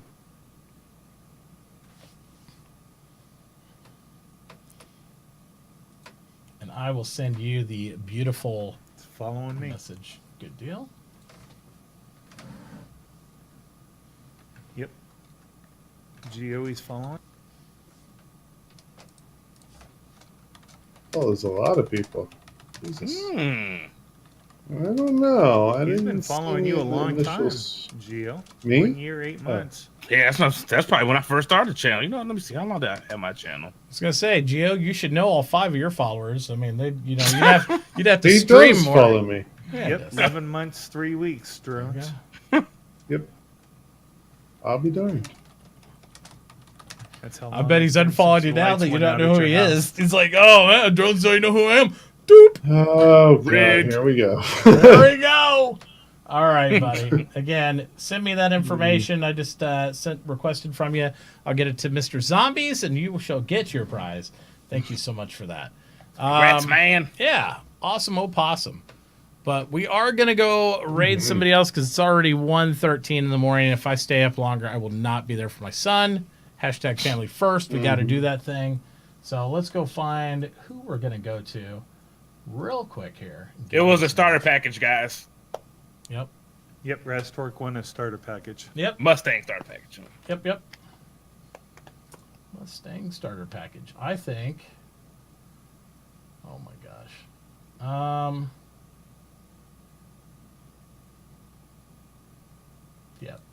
we're going to go kick it over to the pub.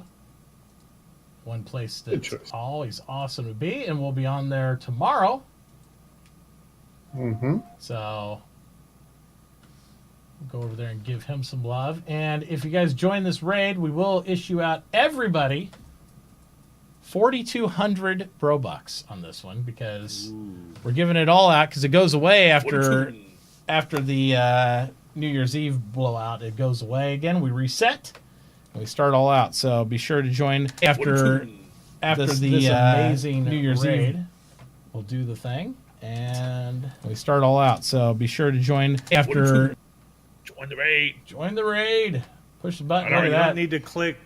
It space automatically on put me on there. Yeah, it automatically puts. Yeah, if you- you're it does. if you've already Leave. joined one of our raids, you're along for the ride. Oh, that's fucking cool. 78, 81. Well, some people hate it, but I love it. Oh, well. Come on, let's get up there. Let's see if we can get over 182. But if you didn't like it, you could just leave, though. I understand what's the big fuss. I guess people just like the bitch. It's a new feature, bitch. Yep. 85. I hate rendered texture and volumetric fog.